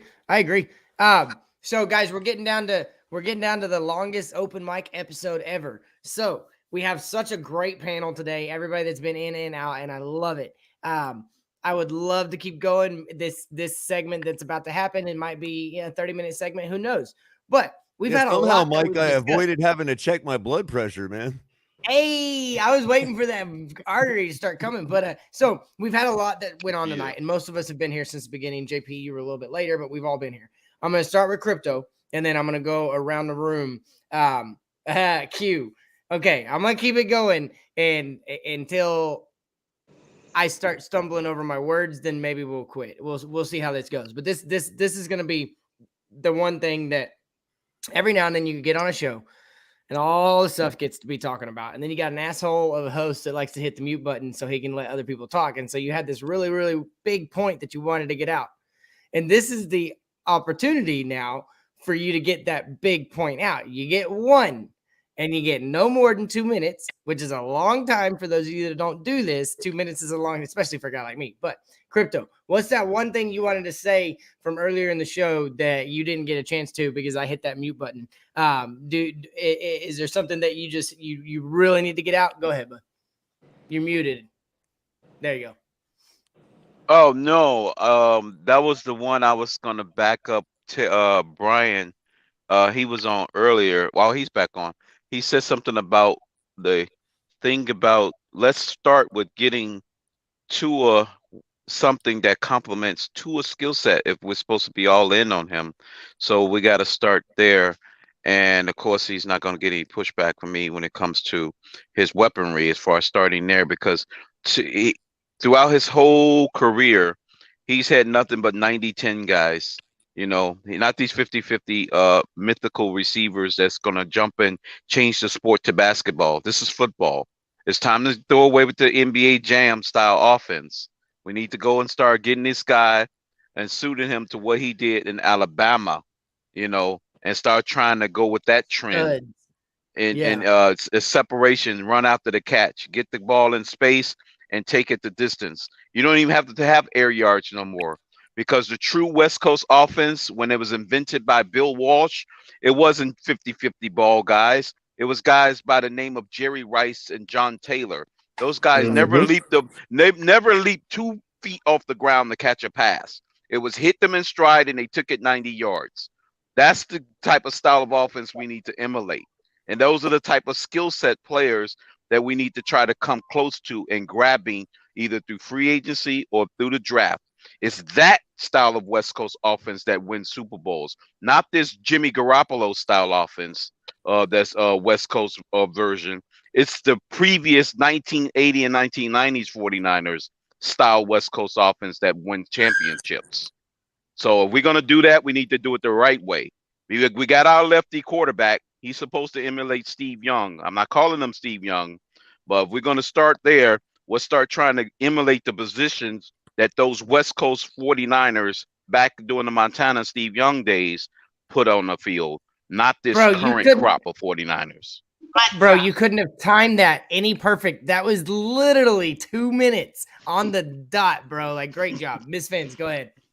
For me, honestly, I don't even remember when you muted me, to be honest with you, because I mute myself all the time. But I guess if I'm not final thoughts, is it? No, you're good. It's just coming in kind of funky. But go ahead, keep going. Can you hear me? Yeah. Okay. Well, I guess I'll just go. Honestly, I don't even know anymore, man. It's freaking 1:30 in the morning. I'm just having fun here. Mike on the mic, please. Hit the like, subscribe, do all that good stuff. They're trying to get to like 2,000 subscribers, so let's go ahead and get them there. But as far as the Dolphins, we're gonna keep kicking booty, making this team better, and just keep moving forward. At the end of the day, go Dolphins. And that's not my final thing. I just can't think of anything else right now. So let's go, make it. All right, cool. All right, Mutix, you go ahead. I know you got something. Shoot, I lost train of thought. It's a science experiment. I guess all I gotta say is just wait until we hit the Super Bowl on next year, bro. With Tua, bro. That's all I gotta say, bro. Let's go. Oh, it's not gonna be how y'all expected, but we gonna get there, man. Hey, shots fired. There you team, go, bro. Hey, all right, Green Rat. Well, I think it's going to be a good year this year, and I think Tua and DVP will get Super Bowl MVP honors. And what he said? I got nothing to say. And besides earlier when Color got all angry for a little while, I mean, the show's been pretty awesome. And I enjoyed Color getting pissed off anyhow, so it's all been good tonight. That's amazing. Oh, man, right, that's Green a Rat. classic. And we're not getting off just yet, but that's great. That's a classic. JP, is there something that I muted you on or something you really wanted to say on?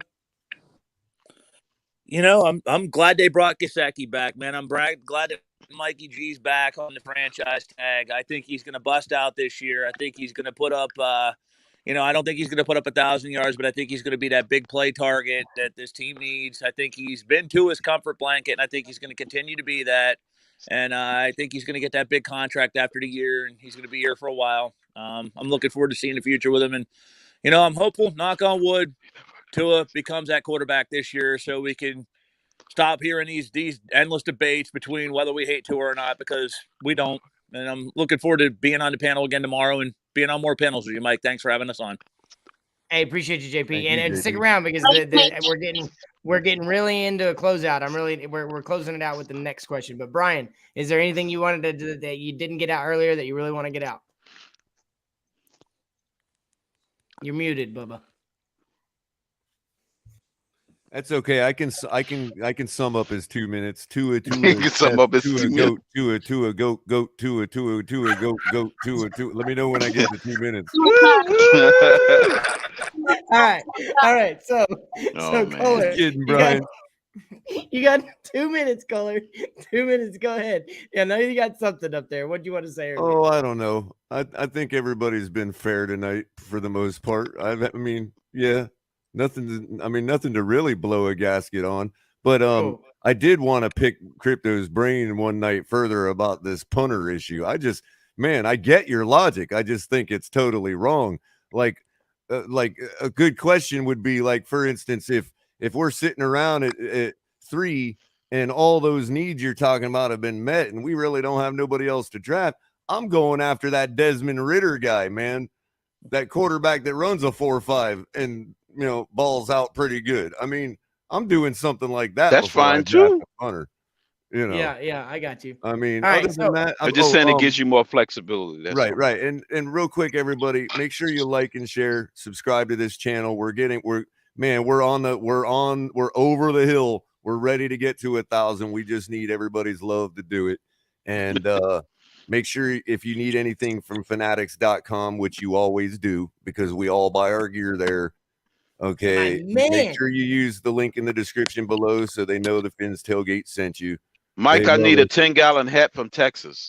And Color, you're the only one that does that correctly. They've always got great deals on shipping. Always some kind of 25% off or something deal going on. And they got everything you need. So, and also Fins Tailgate gear coming now. I think if Mike wants to pull up the card there. Hey, I think I got that. We all just want to egregiously look at the nice looking woman. Just be honest.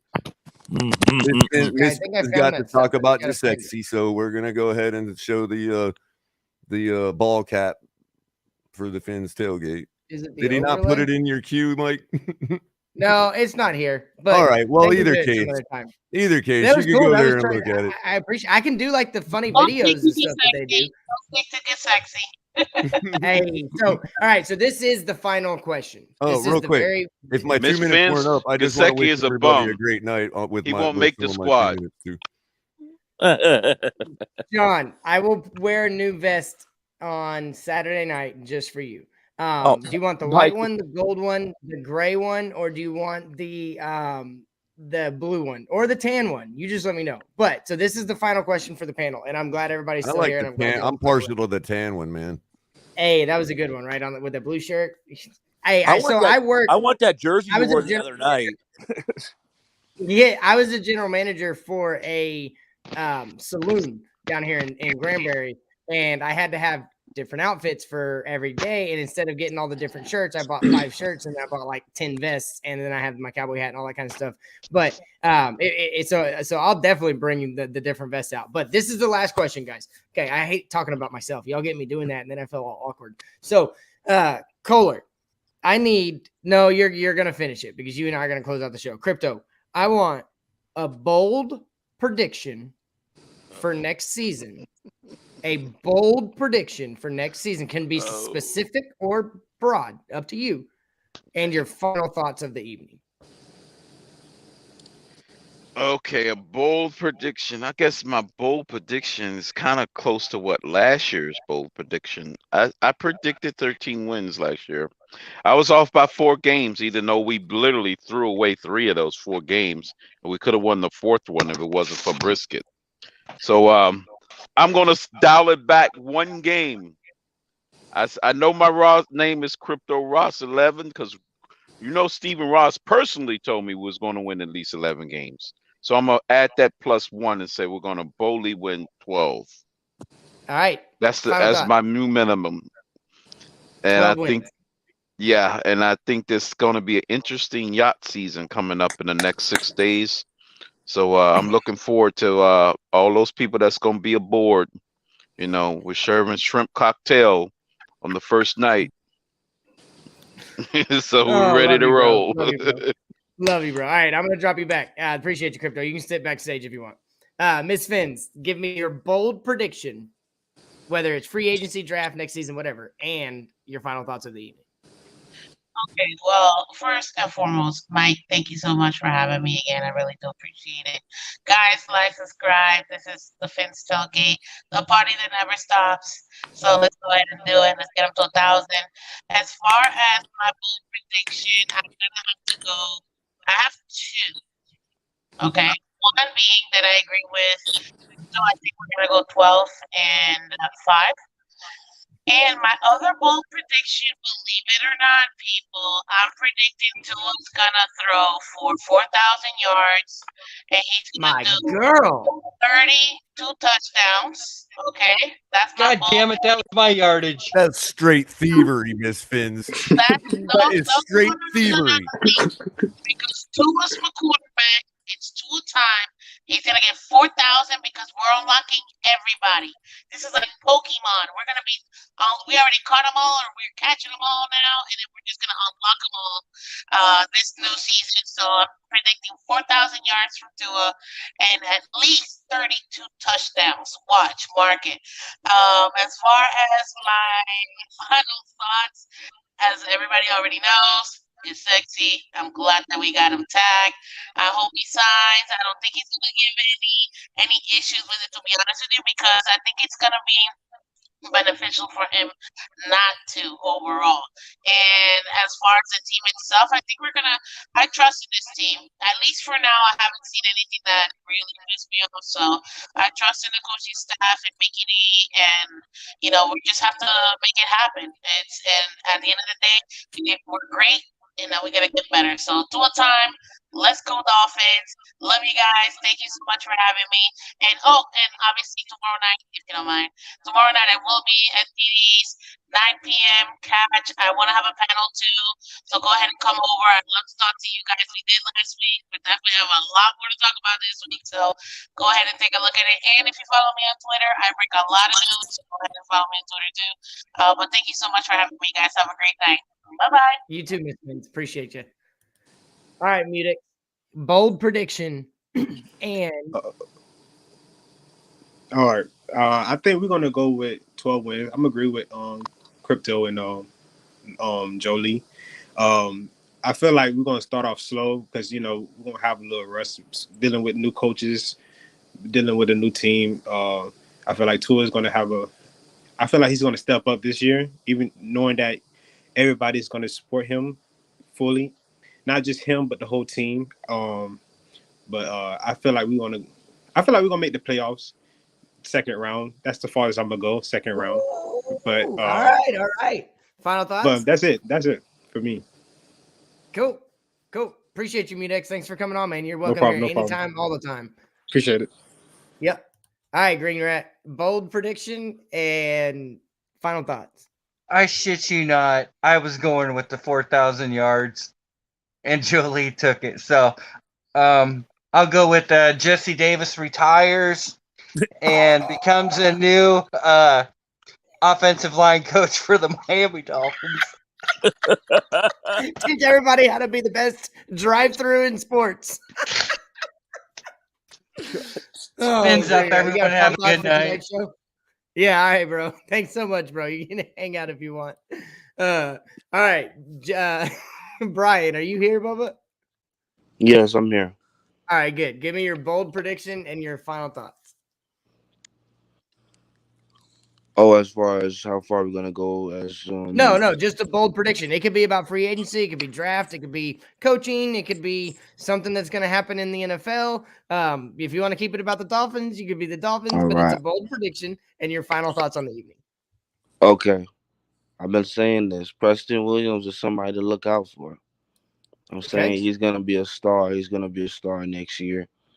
And I'm excited. And as far as free agency, I feel like the Dolphins have to start signing these players and throwing money at them as soon as possible. No second left behind because there's other teams like the Bengals, the Chargers that want to add to offensive linemen. So we need to be, in hurry mode. Cool. And then a final thought for the evening. Oh, you're muted. Oh, there you go. Go ahead. Yes, that was just my final thought. We just need to Okay, be cool. in panic mode. And so when you say something about Preston Williams, go ahead and give me a bold prediction of what we're going to see from him. Is it going to be a 600 yards and 4 touchdowns, or is it going to be the 800 to 1,000 and 8 touchdowns? What do you think we're going to see?